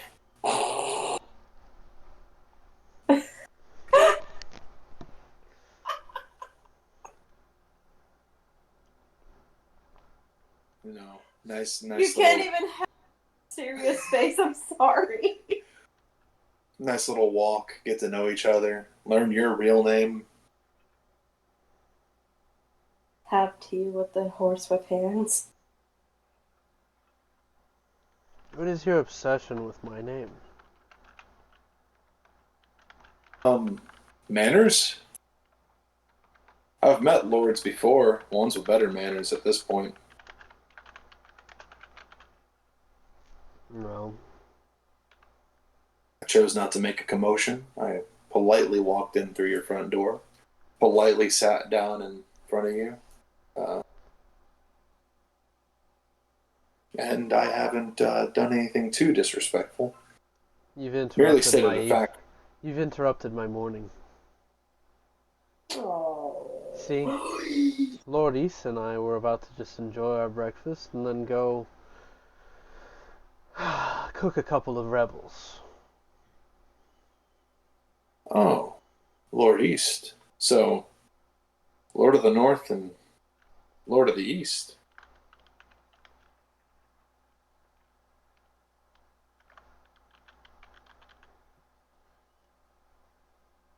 I missed what you said. What did you say? Finra looks at Lord of the North. So, you're Lord of the North, and he's Lord of the East. He's sitting on your right side. I sit where I want. But that makes you technically the West right now. The Lord North just kind of just starts laughing. I like this one. I like this one. I don't care for his smell. Yeah, but I can like this one, eh? Maybe we can do to you what we did to all these other guys that we found along the way. Just join us. We have a new position open. You can change your name to whatever you want. Other guys, what do you mean by that? You think you're the first Beast King that we've come across? My friend East here, he's known for having their mantles on his wall. The Lord continues to pick olives and eat them with his nails.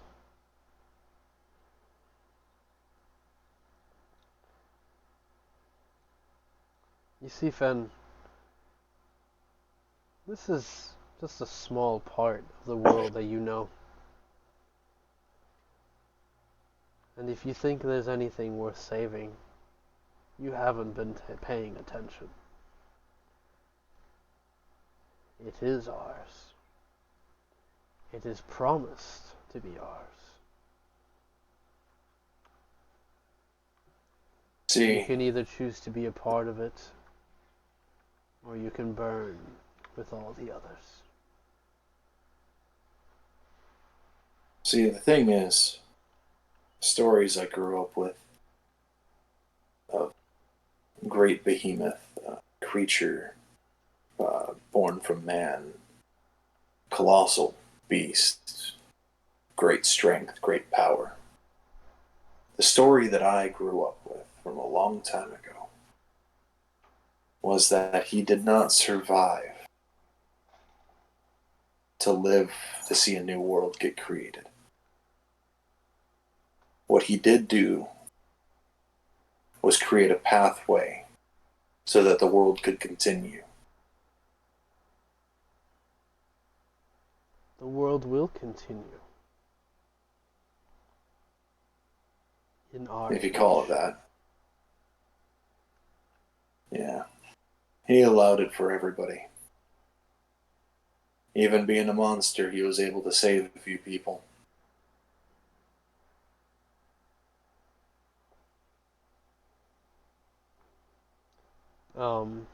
East kind of looks over at Leroy, points one of his fingers at him, his nails at him, and says, "You conspire with this one as well."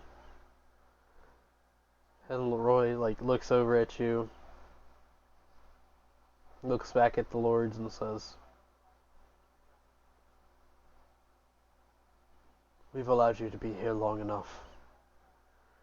And every story I hear of you, taxing the people, forcing them to suffer abuse, justice going undone. What you really are monsters. And I won't let my family or friends suffer, knowing that you sleep within their walls." East looks to the north and he just shakes his head. "Tell me again his ranking." "Merely a captain, eh?"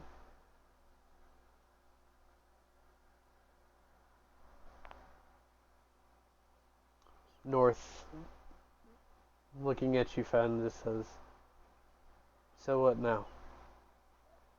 Do we just start fighting?" I heard you were a fan of tests of strength.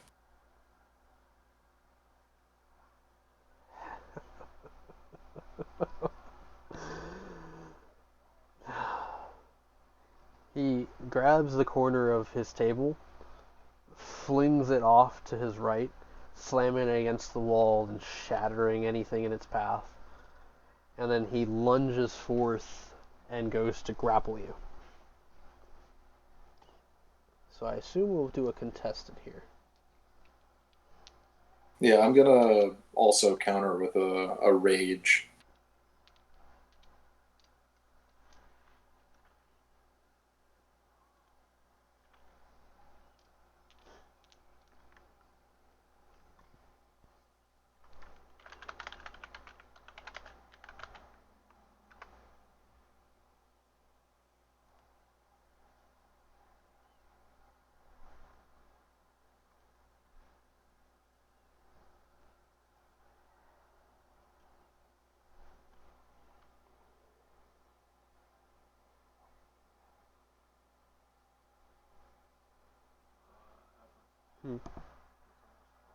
I know we're getting close to a wrap up here. Did you hear me? No. What was your roll? I was gonna counter with like a rage as well, Okay. and my roll was a 28. All right. He grapples onto you, and how tall are you? 7'2".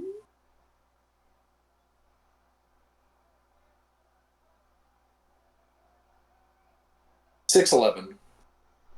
Okay. So yeah, you do stand like maybe like 6 inches taller than him. He like grapples against you, and he's just kind of looking in your face, like, and you can see this excitement and this rush going through him. And he goes, "I haven't stretched out in a while." But you do have the advantage with a 28. What do you do with him? I'm gonna fling him right back into the wall he came from. Yeah.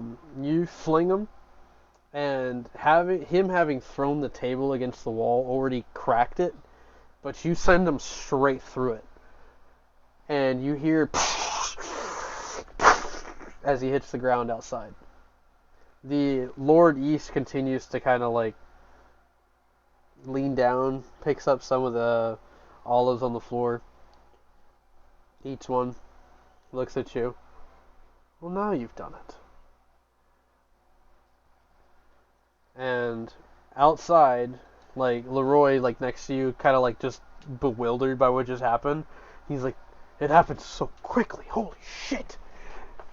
And outside, you hear like horror as a woman in the streets is just freaking out. Screaming. Oh, good. Um, Leroy like kind of runs across the room to look out, and he goes, "What the fuck is happening?" And East kind of stands up, and he looks at you, Fen. Would you like both of us to fight you at the same time, or one at a time?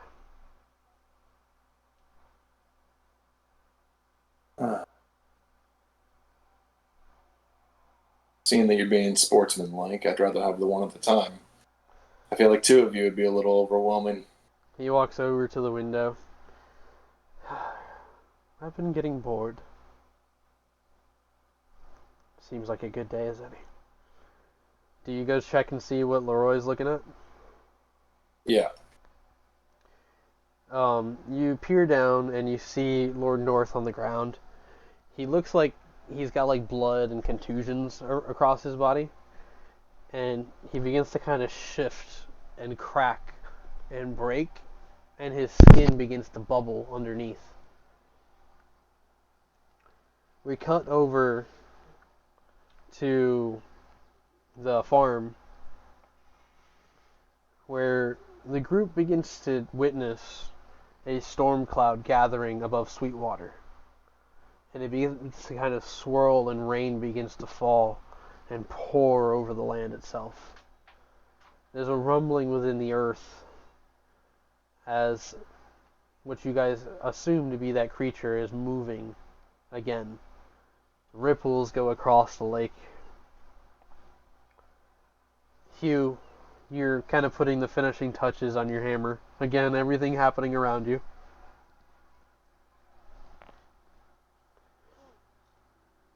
Mm-hmm.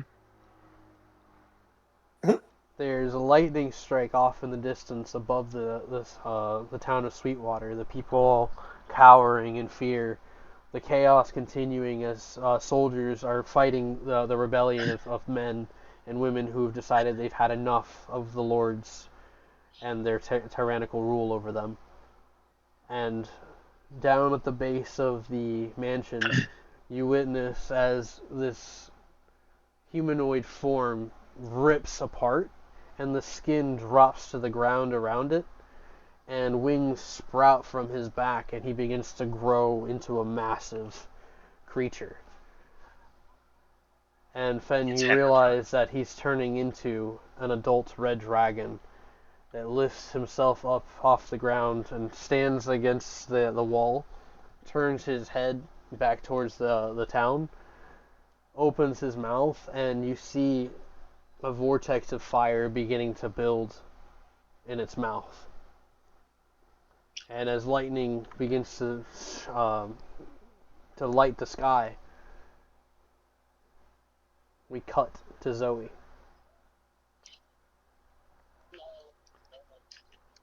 You're now falling with all the other warriors that have been defeated within the heavens. You descend toward the earth and you crash through it, seemingly passing through layers of it, until finally you reach this voidless place of red. You believe it to be the core of the earth itself. And at its core, you feel a great evil presence growing, feeding, coming to life here.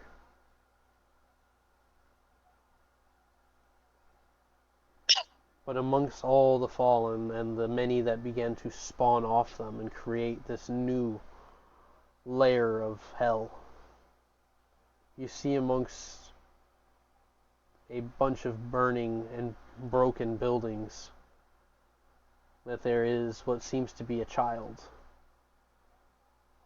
A child that is within a cradle, picked up by a mother, a tiefling woman, looking about wildly as the heavens are on fire and these angels descend into the earth, dying and being reborn as these demonic entities. The woman falls ill, dying as she's clutching her child, and the world around her turns to ash, and she fades away, and nothing but the baby is left, alone. What do you do? Floating. Walking. Am I floating or am I just standing there? You can do both. You can do either one. Okay. Ugh. She's gonna walk up towards the baby. As you get closer, you notice that there is almost like another person, almost like you're looking at a mirror, and they're approaching the baby also. Do you look up at them, or do you keep your focus on the baby? I'm gonna glance towards the figure. Looking up at the figure, you see that it's a woman. She stands about 7 foot tall. She has a crown above her head, and she's beautiful in her likeness. Armor, perfectly crafted for her form.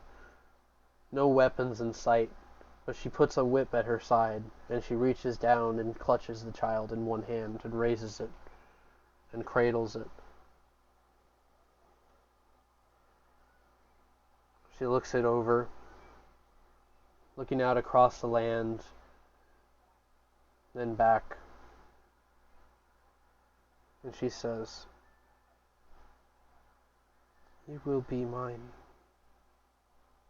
child lost, separated from those who once loved you, cast out by the hateful gods. Many will be great, but you will be the one to please Osmodeus, my son, my precious Arzon." She puts the baby to her chest, and she descends down into the earth until it engulfs her. And that's where we end tonight's session.